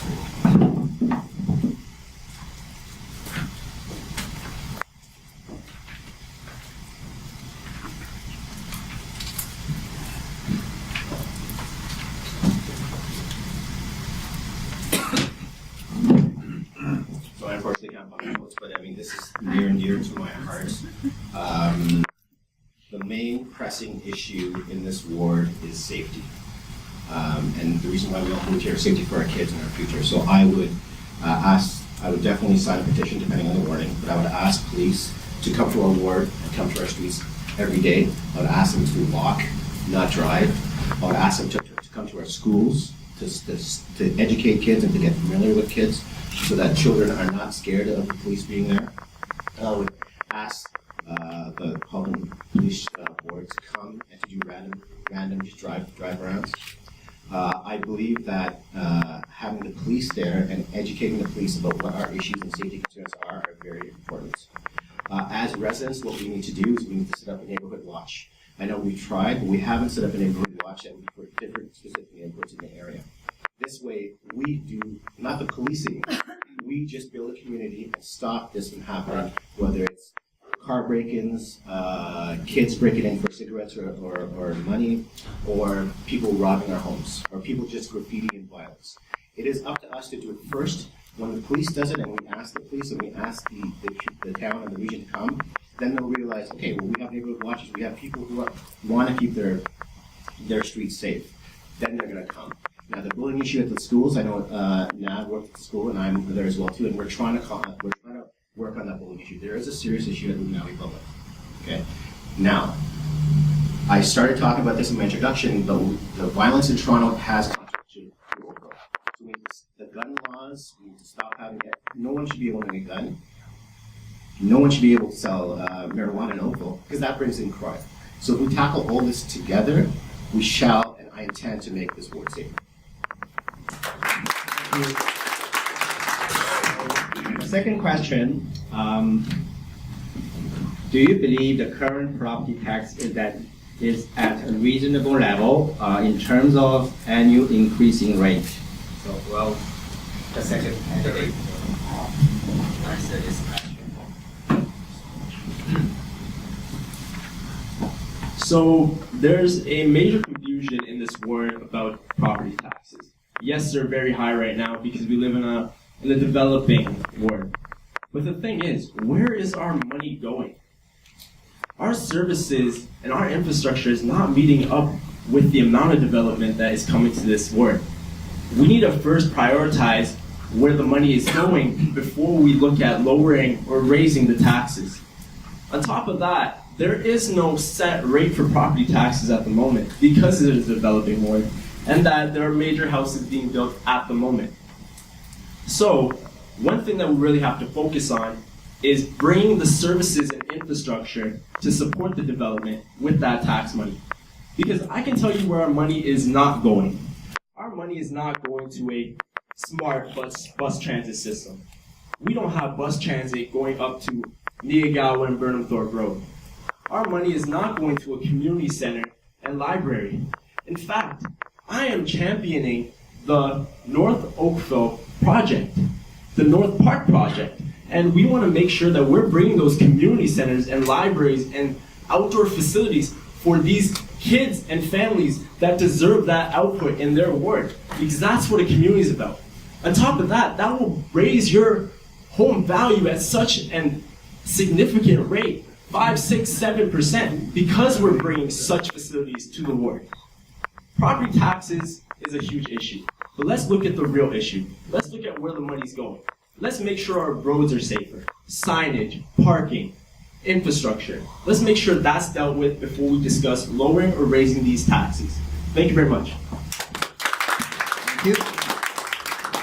Number 3, so there is a 0.76% rate on the value that you bought your home, or the value that your home is now impact assessed that you pay property tax. So there is a 0.76%.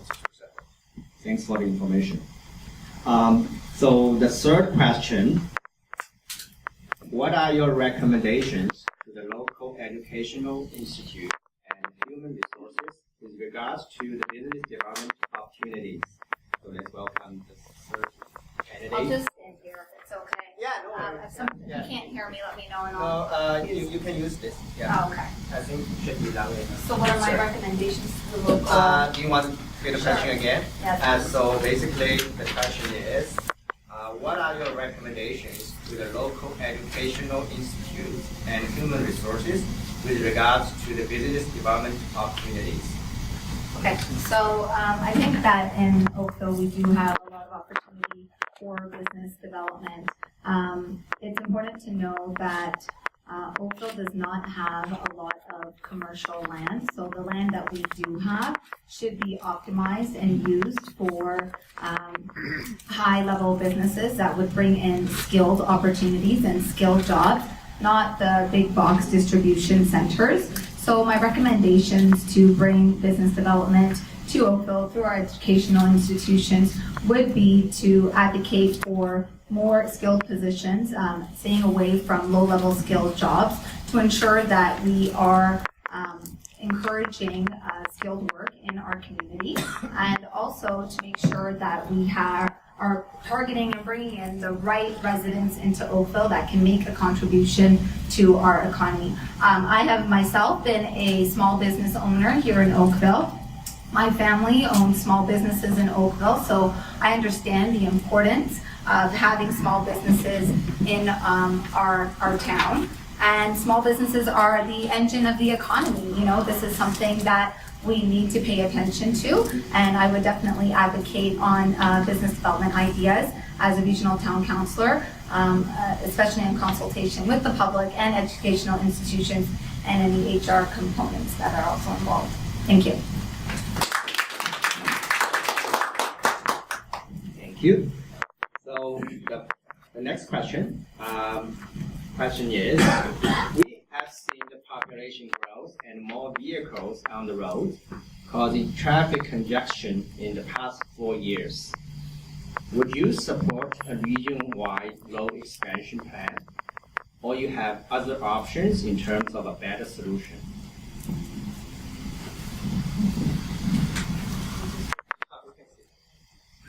Okay. Maybe I just slow down. Yeah. We have seen the population growth and more vehicle on the road, causing traffic congestion in the past 4 years.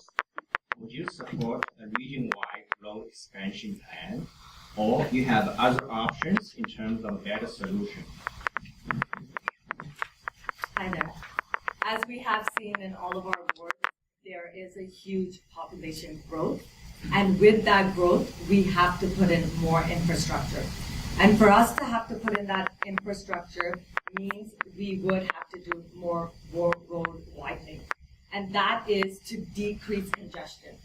We have a lot of congestion currently on Dundas Street. And because of that congestion, local residents are not able to get to where they need to be. And because we are in another era, we're in 2018 now, and because of the growth, the only way to make that happen is to bring in different infrastructure, to bring in the needs of the community. We have to get funding from the government for the needs, and one of the needs is to bring in more structure on our roads. This will also allow us to have more safety on the roads. So to have the residential roads and to have regional roads, I'm going to ensure that I make sure that there is a plan put in place in our secondary planning and our budget to make sure that whatever we need to do for the safety of our community, whether it is to widen the roads and whether it is to bring in more transit for our local residents, this is what we need to do to ensure the overall safety. Thank you. Thank you. Okay, question 5. Electric and hybrid vehicles are becoming more and more popular. Do you support a region-wide infrastructure upgrade to install more charging posts? Or you have a different solution to address this challenge?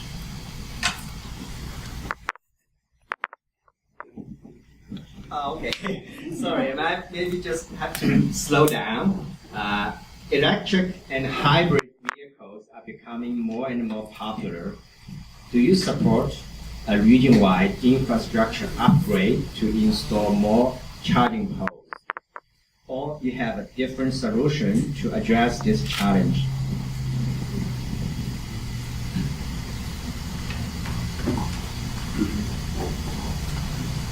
So definitely the technology is advancing, and electric car has become very important and very popular now. Everybody wants to save money on gas, and they are going to the electric car. So building charging spots and widening and spreading it all over is a very important thing. all communities should be benefiting from this kind of things. Also, we should encourage the federal and the provincial government to give more funding for people to use this option, so everybody can enjoy the option of saving on gas and using this electric. Not only it's good for the environment, it's good for our economy and for everything. So yeah, I will be exercising this option to have more funding from the governments, and we should all use this electric cars so to have a better environment for all of us, and our kids and families can enjoy a green space for all. Thank you. Thank you. So we just finished the second round. Yeah, my community, there's no incumbent. So basically, which means everyone get more opportunity. Right? If you usually have incumbent, you have kind of advantage over the new player. So anyway, wish everyone good luck. And in my ward, Ward 4, we have 7 candidates for the town council, which is the competition is more fierce. But anyway, let's go to the next round, which is even more exciting. This is the way that we designed to let the candidate to ask questions. Among the candidates, they ask questions each other. But because the time is limited, so what we do is the first candidate asks the second one asks the third, and then finally the fifth one asks number 1. So this is the format, and let's start it. And let's start with the first candidate. So my question is to Mr. Hayter. In the news, I think you've heard of, we've all heard of Brett Kavanaugh in the States. He's going through the nomination process for a position on the Supreme Court in the United States of America, and he's being effective of what he's accused of doing when he was a teenager and when he was in university. Do you, and how do you think your prior actions and experiences during your teen years, which you're still 19, should affect whether the residents of Vote 7 vote for you and whether they decide to give you the responsibility of being their counselor?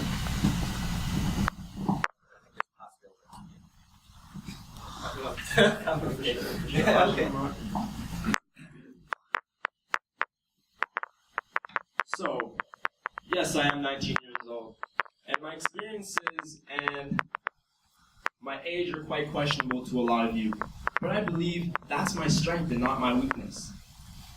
There was a 19-year-old mayor in BC, a 18-year-old counselor in Alberta, and today in front of you, I could be the youngest regional counselor in the history of Canada. And I believe that is something to be proud of. I believe that that's going to make a major difference in not only your lives, but the ages to come. Children will look at somebody like me and be inspired to step up for what they believe in, because the reason I'm stepping up is a real one. 3 kids have died. 3 kids that I went to school. 3 kids that had promising futures, but they chose drugs, guns, and violence, and we're gonna fight against it. We're gonna opt out of the marijuana decision, and we're gonna really review it with the rest of the ward and make sure that we're taking care of our community first and our future first. On top of that, I have been a leader and a community activist in this very ward for 6 years, and I've had 19 years of experience of fighting for what I believe in. In my high school years, I've worked several jobs, and today I'm a small business owner with employees under me, and we run a successful business. And I am going to fight for you just like I fight for the kids on my basketball team. I believe that we can really make a difference here. Let's make history together. Thank you so much. Now your turn to ask the next candidate question. All right, so my question's to Ms. Kelvin Parmar. So, you were a Liberal nominee a couple of years back. I was wondering, are you going to bring your Liberal policies over here to Ward 7?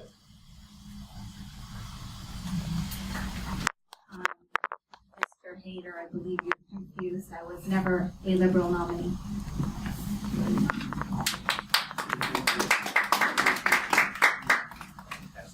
So next, your question to your question to the next candidate.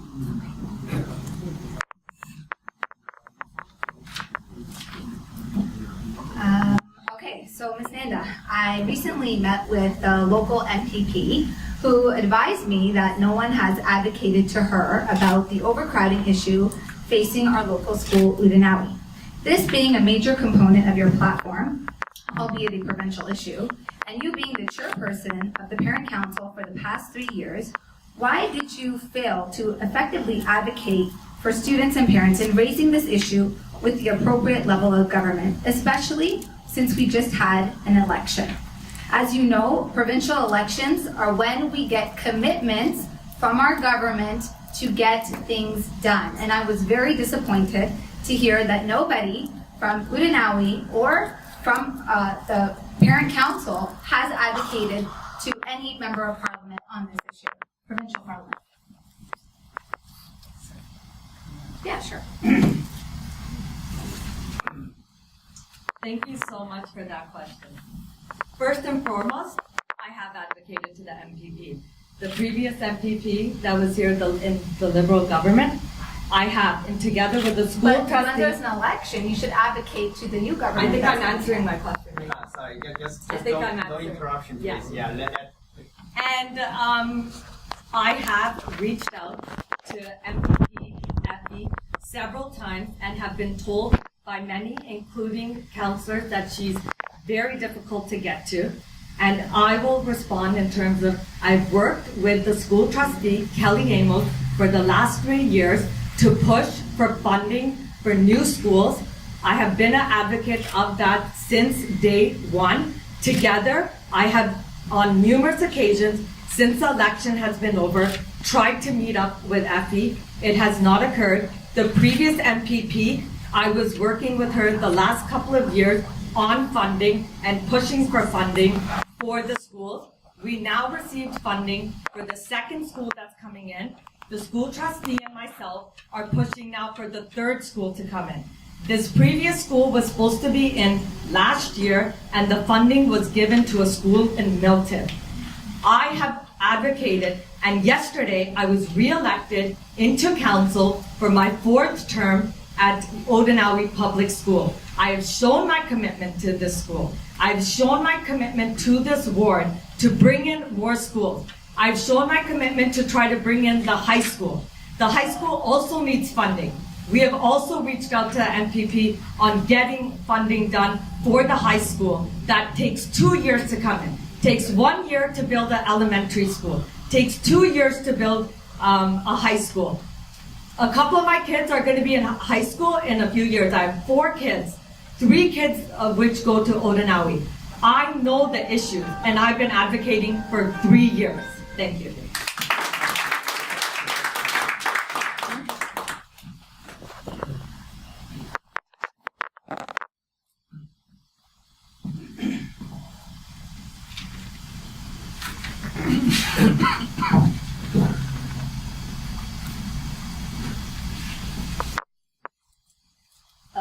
Mr. Henry, can you please tell us what you have done specifically in Ward 7 to make a difference for the residents of Ward 7?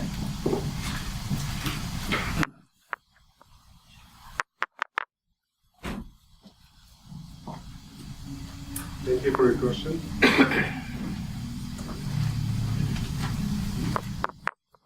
So for Ward 7, I've been watching this community for a long time, since 2012, and I saw the slow progress that's happening and all the bad planning that's happening. And this is what one of the reasons that made me run for this election is to change all of this and make a difference for all of that. Recently, when I saw things getting more complicated in the area and nothing has been done for all these years since 2012, I decided to run for this election. So thank you so much for your question. Okay, so your next question to the first candidate.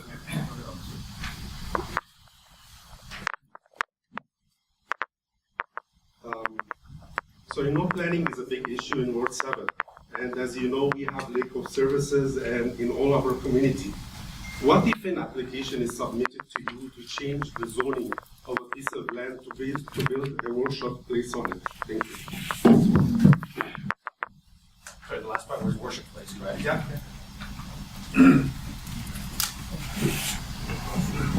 Thank you for the question. When it comes to growth and development, there are 3 questions we need to ask. How fast is the growth and development coming? Do we have the infrastructure built to match the speed of growth and development? And have we planned properly for the growth and development? In 2017, the town of Oakville received over $599 million worth of permit applications, but over $999 million applications and permits were approved, meaning the town is actually letting builders and developers do more than they're originally approved. In 2018, already $500 million worth of permits have been received, and almost $500 million worth of permits have been approved. Growth and development has happened way too quickly in our ward. Houses are being built faster than roads, schools, stores are being built. The jobs that were promised to come into our ward have not come here yet. The infrastructure hasn't been able to keep up. The overcrowding at Woodland Public School is horrendous with 18 portables. Students are being bused outside our ward, roads haven't been paved, and sidewalks are still rough. It isn't safe for our families and children. The planner did not do a good job in our ward. They did not use common sense with designing neighborhoods. In terms of worship, if a permit comes in in terms of a place of worship for a religious group, for an ethnic group, I would review it, and I would always try to push for all religions and all ethnicities to be represented in my ward. Originally, the maximum height of condos allowed to be built at Dundas Street were 8 stories. The condo at the end of Trailside, near the Dynasty Restaurant, has been removed for 10 stories without new parking spots. And it seems like the condo at Kading Trail, facing Dundas, might be 10 stories as well. I believe our ward was built too quickly with incorrect planning just to grab property tax dollars and the money that comes in from developers. I intend to ask for a slowdown in development. I intend to review every building permit in our ward, every zoning request in our ward. I intend to consult with you, the residents, about where the growth should be and how we should plan our neighborhoods. Currently, the town and region decides what to build, how to build, and when. I intend to change that process and make it the opposite. Our residents will have input on what to build, how to build, and when.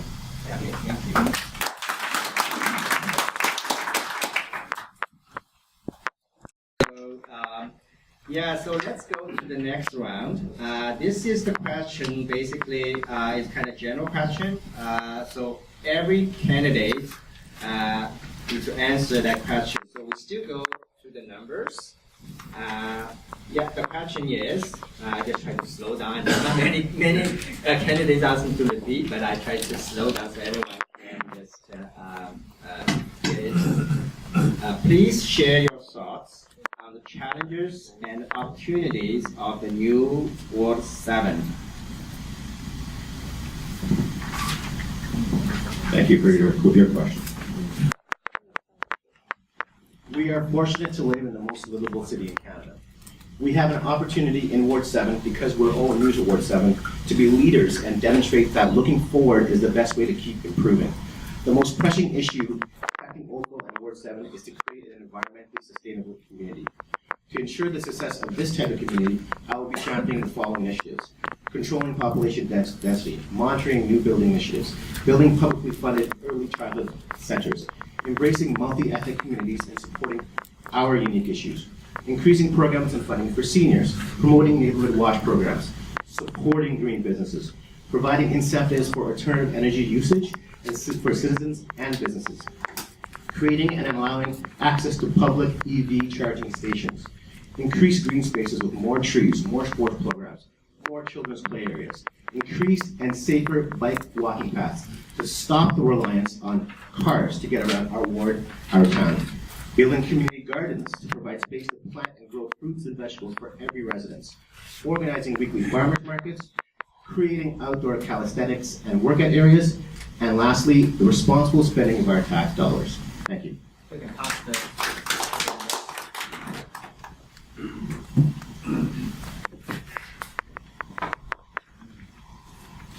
The challenges here in Ward 7 there are a lot of them, all right? And we have to really look at these issues from their grassroots. We have to identify the lowest of the problems. And unfortunately, I believe the lowest problem is that we don't have opportunities. We don't have outputs. There are places where communities and families need to go in order to have that output, to feel as if they're part of one community. Because at the end of the day, we're all Canadians.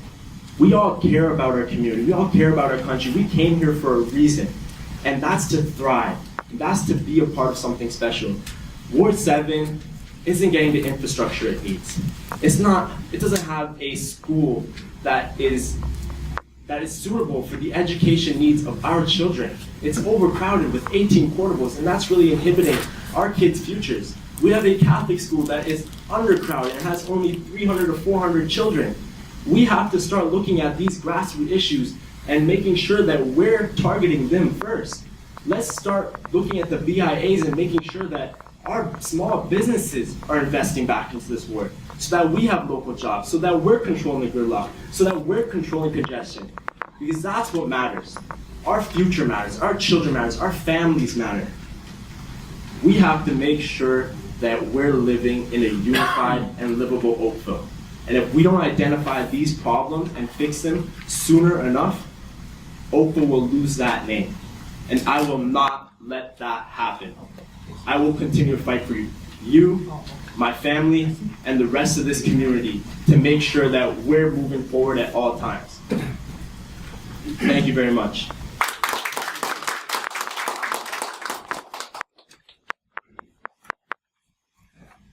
Oh, sorry, go ahead, yeah. Thank you for that question. I believe that we have a lot of opportunities here in Ward 7. It's a new community.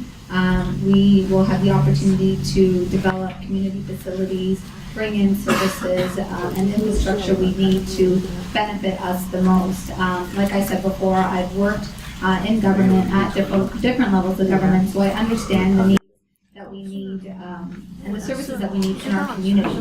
Having been a lifelong resident of Oakville, I've lived south of Dundas as well. I was born and raised in River Oaks, and I can provide a strong comparison of what other communities have and what our community needs. We are going to be home to a new courthouse in our ward as well, so that's a great opportunity, and it will bring a lot of jobs. And we also have the natural heritage system, which is protected green space.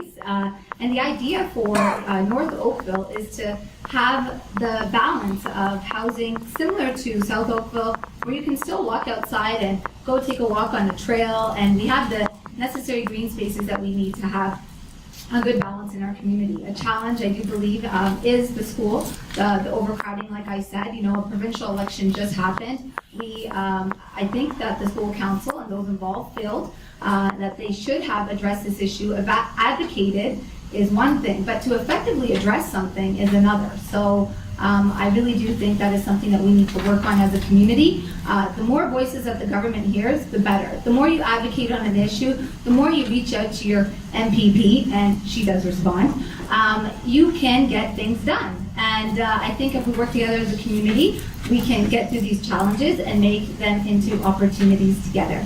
Thank you. The next one.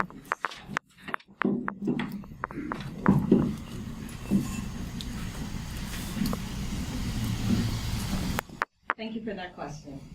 I believe that there are challenges, and I'm going to let you know what I've done about those for the last several years.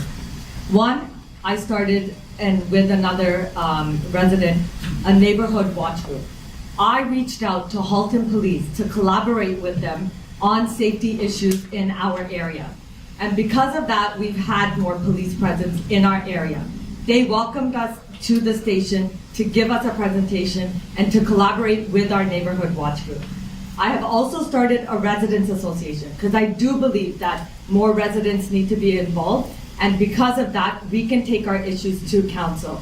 We have a community services and other things that are affecting our area. With the schools, I have shown my commitment in the last 3 years. Not everything can get done in one day. I have advocated from day one. I do have 4 kids. I do understand the needs of our kids and our students. And I do believe that we need to build more infrastructure. We need to bring in community center. And now there's a proposal out there from YMCA, a partnership proposal. We are currently losing $1 million on a facility per year. They are proposing to take on the risk for the next 40 years, plus pay 15% capital costs. And I will look into reviewing that proposal to see how it's going to benefit our residents. I was the first resident in Preserve for Phase 1. I was the first person to be chairperson of Onenawi. I was the first one to help organize a neighborhood watch group, the first one to start a residents association, and the first one to register for this election on May 1st. And that's why I have shown my commitment, and I should be the first regional and town councillor of our new Ward 7.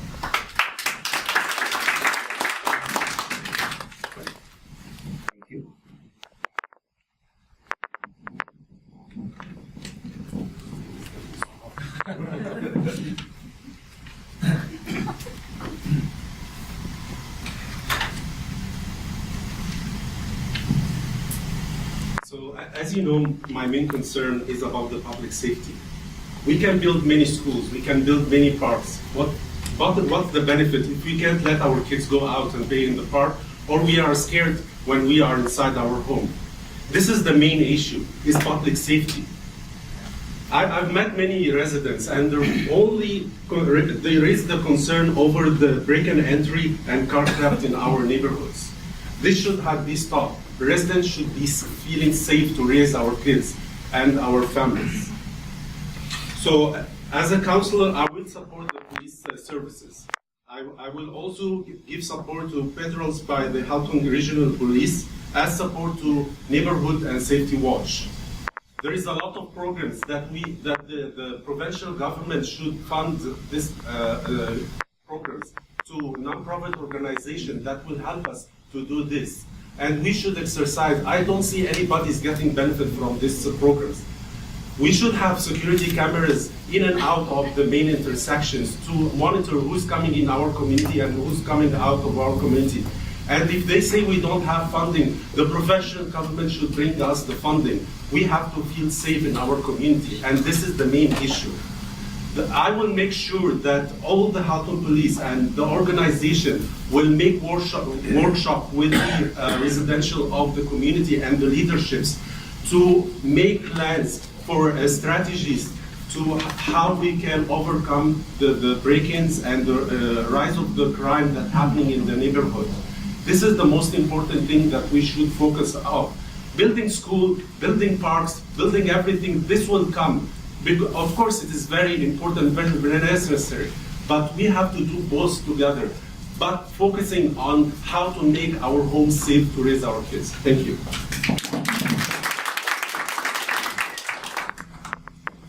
So they provide different perspectives on the challenges and opportunities Ward 7 face. So I think this is, it's very important for everyone because this is your community and this is all the issues you care about and you want the solution. So really, we hear a lot of different perspectives from those candidates. Really appreciate it. So the next one,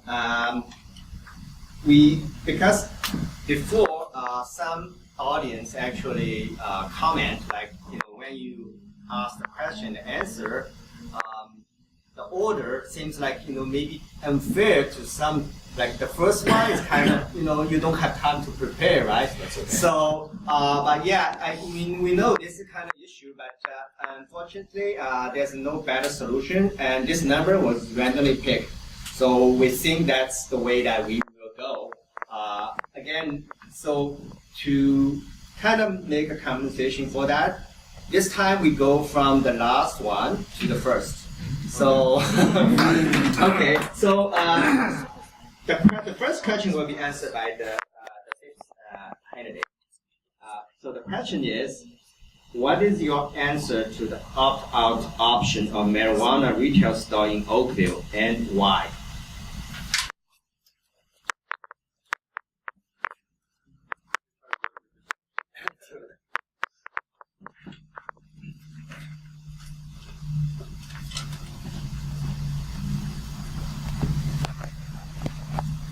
As you know, I'm against opening any cannabis retail store in Oakville.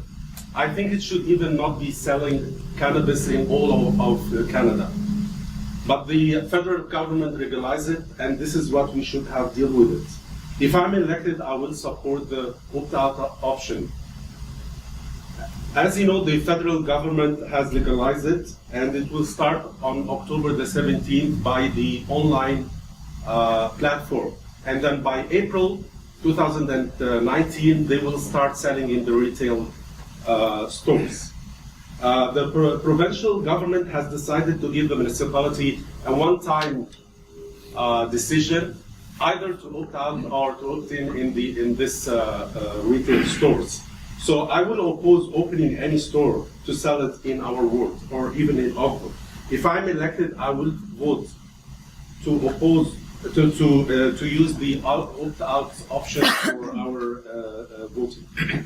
We need to ensure that cannabis cannot be obtained by kids and teenagers, and this is the most important thing. We need stronger bylaws, a very strong bylaws for the smoking in public areas to prevent residents from exposed to second-hand smoking. And this is very important. And this bylaws should be done immediately, whether there is the online platform or the retail or anything, because this will happen soon. Smoking in public. Finally, I want to make sure that if the council votes for having the opt-in option, we have to make sure that the retail stores are very far from our school, from our community, from youth standards, from away from everything as far as possible, and also to be only on commercial centers. Finally, I will make every decision consulting our residents. The residents should have all the input and all the information before taking any decision. Thank you so much. Thank you. Thank you. So the next one, the next question will be, what will you do to get more local residents engaged in the issues of the new community? Okay, the fourth candidate. Thank you for your question. So I don't think it's what I will do, it's what I've already done. I have founded the new North Oakville Ward 7 Residents Association. And I did that specifically because I've been an active community member for the last 4 years, as I have shown. And the reason I started this Residents Association is because I don't feel like it's going to be two voices that are elected that are going to be the only voice in the community. I think all community members need to be involved, need to come to the table with issues. And the more of us that there are that can go to council meetings. I've gone to so many council meetings. I've been consistently going to the council meeting. And I know that it is our voice as a community that needs to be heard. My commitment is that even if I don't become regional councillor, I am going to be an active voice in this community. That has been my commitment since day one.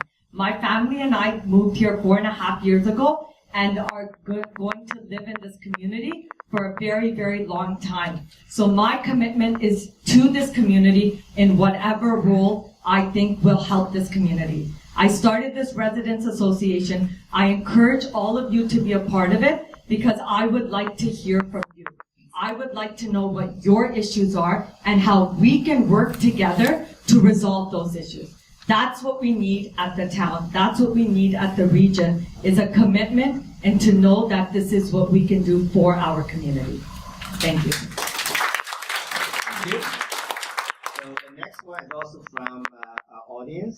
And the question is, I try to slow down. Do you think the municipal and the regional government should play a role in consumer protection?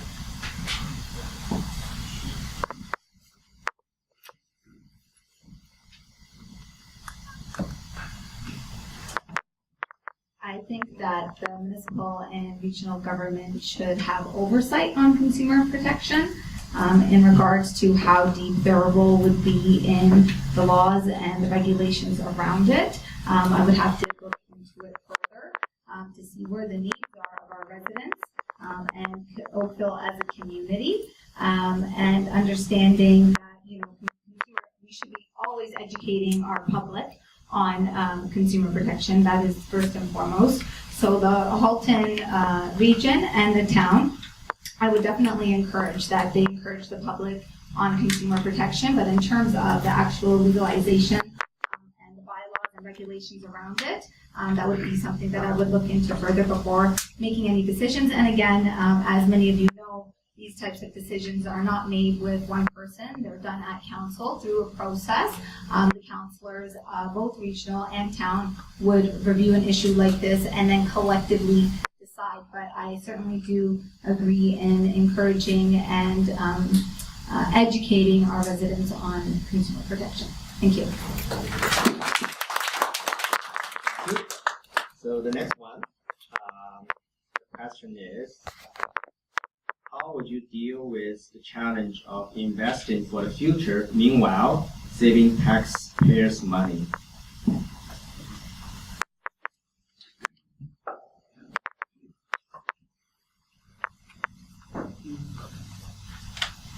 This question is quite sensitive one because we already pay enough taxes here in Oakville's new ward, and we have to really invest in our future as well because there's so much potential. If you look around you in our ward, there's so much vacant land and so much room for growth, and we have to make sure that we're doing the best in our ability to provide this growth in the best possible way, right? We have to make sure that we're bringing better schooling systems. We have to make sure that we're bringing more the North Park project, because the North Park project will bring the infrastructure that we need in this ward. A community center, a library, programs, outdoor splash pads for people to have a place to go in this ward. On top of that, we have to make sure that we're investing into our safety, on the roads especially. We need more signage, more zoning, better parking, and security cameras, because our streets are not safe. Let me tell you a story. In 2015, my street, Larry Crescent, was raided. 2 men went through the whole street and stole things from vehicles, and we were devastated. And I believe that this ward isn't as safe as it should be, and we have to really invest into that. And that comes into respecting the money, making sure that money's going to the right places. That's what future is about. That's what investing into the future is about. Respecting the money that we have and making sure it goes to the right purpose. A smart bus transit system. A bus transit system that actually works, that can connect our ward members to other parts of Oakville. So investing to the future is a key priority. And our money is there. Let's make sure we're respecting it. And last but not the least, this question is, as a councillor representing Ward 7 of Oakville and Halton region, in case there's an interest conflict in areas such as funding or resource allocation, how would you resolve the issue? Thank you for the question. Whoever asked it from the audience. So let me just explain to you what the role of Councillor Town of Oakville and Region Halton are. We've touched on it, but some of us don't really know. The Town of Oakville Council responsibilities are local planning and zoning, local storm sewers, local roads, streets, sidewalks, local transit services, libraries, local museums, fire protection, local parks, recreation service, and the collection of taxes. In our role, we'll also be Region of Halton councillors. So the responsibilities are regional planning, water and waste management, solid waste, regional roads and storm sewers, police services and emergency planning, social and public health services, debt financing, regional museums, and tourism promotion. So to answer the question directly, there should never be a conflict of interest when you take the residents' ideas and concerns first. If you listen to, and I intend to listen to Ward 7 residents, I will take their ideas, their concerns, their issues to both councils first. My responsibility is to the voter. If the regional chair, whomever it is, if the mayor, if other people ask me to do something that's against what I believe and what the residents believe, I will always put the residents first. They will, with me, when I'm your town and regional councilor for Ward 7, I will never have that issue because I will come to you directly and ask you the question.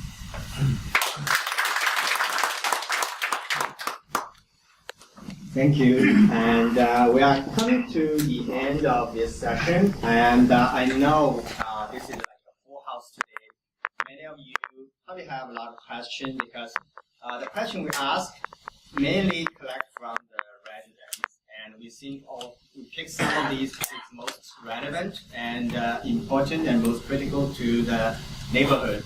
And if you do have any concerns or questions you want to get an answer, I encourage you to contact the candidates afterward because I don't think we have enough time for the audience to ask questions at this time, unfortunately, because we do not have time. But if you do have questions, please contact all the candidates, and hopefully they will give you the answer you want. And again, thank you everyone for coming to today's session. I know it's a weekend, everyone's very busy, and also I will thank all the candidates coming to today's session from their very busy campaign schedule. We also want to thank the organizer and volunteer which make this happen. And hopefully everyone feel this is an informative session.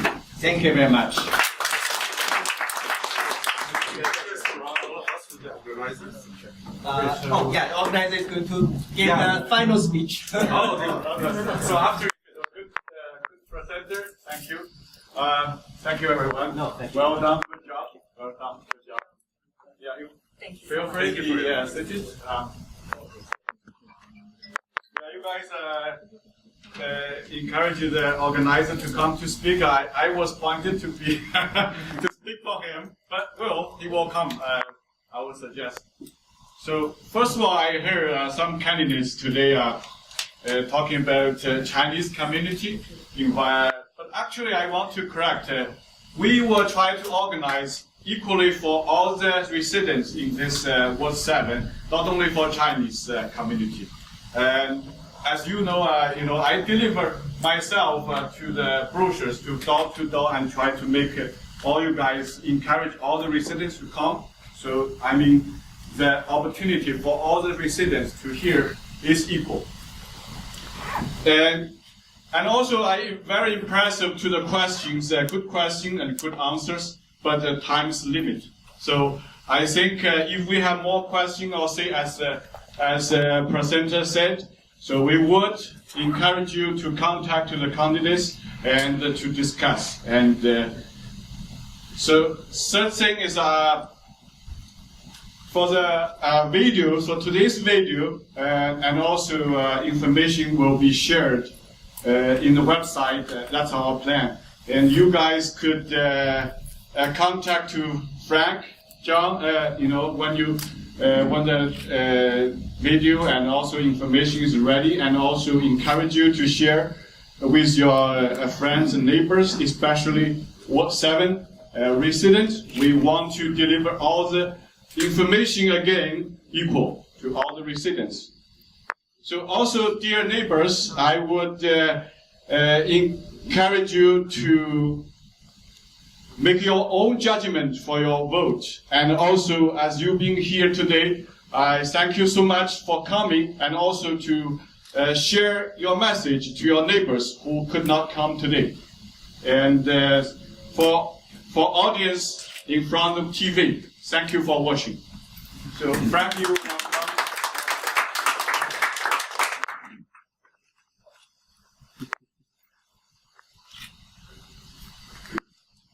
Thank you very much, everybody, and for coming, and on the busy day on weekend. And thank you very much for every candidate. And it's very tight, and we just decided to do this 1 week ago. So if there is nothing, something not perfect, please forgive us. And we like to have this kind of events in the future, not just before election, but also after. We want to, voters and the residents to know our our representative, and we want you to listen to us and bring our message to the council. That's the main purpose for this for today, this event, and we will continue to do so. And thank you very much. Thank you. And thank you.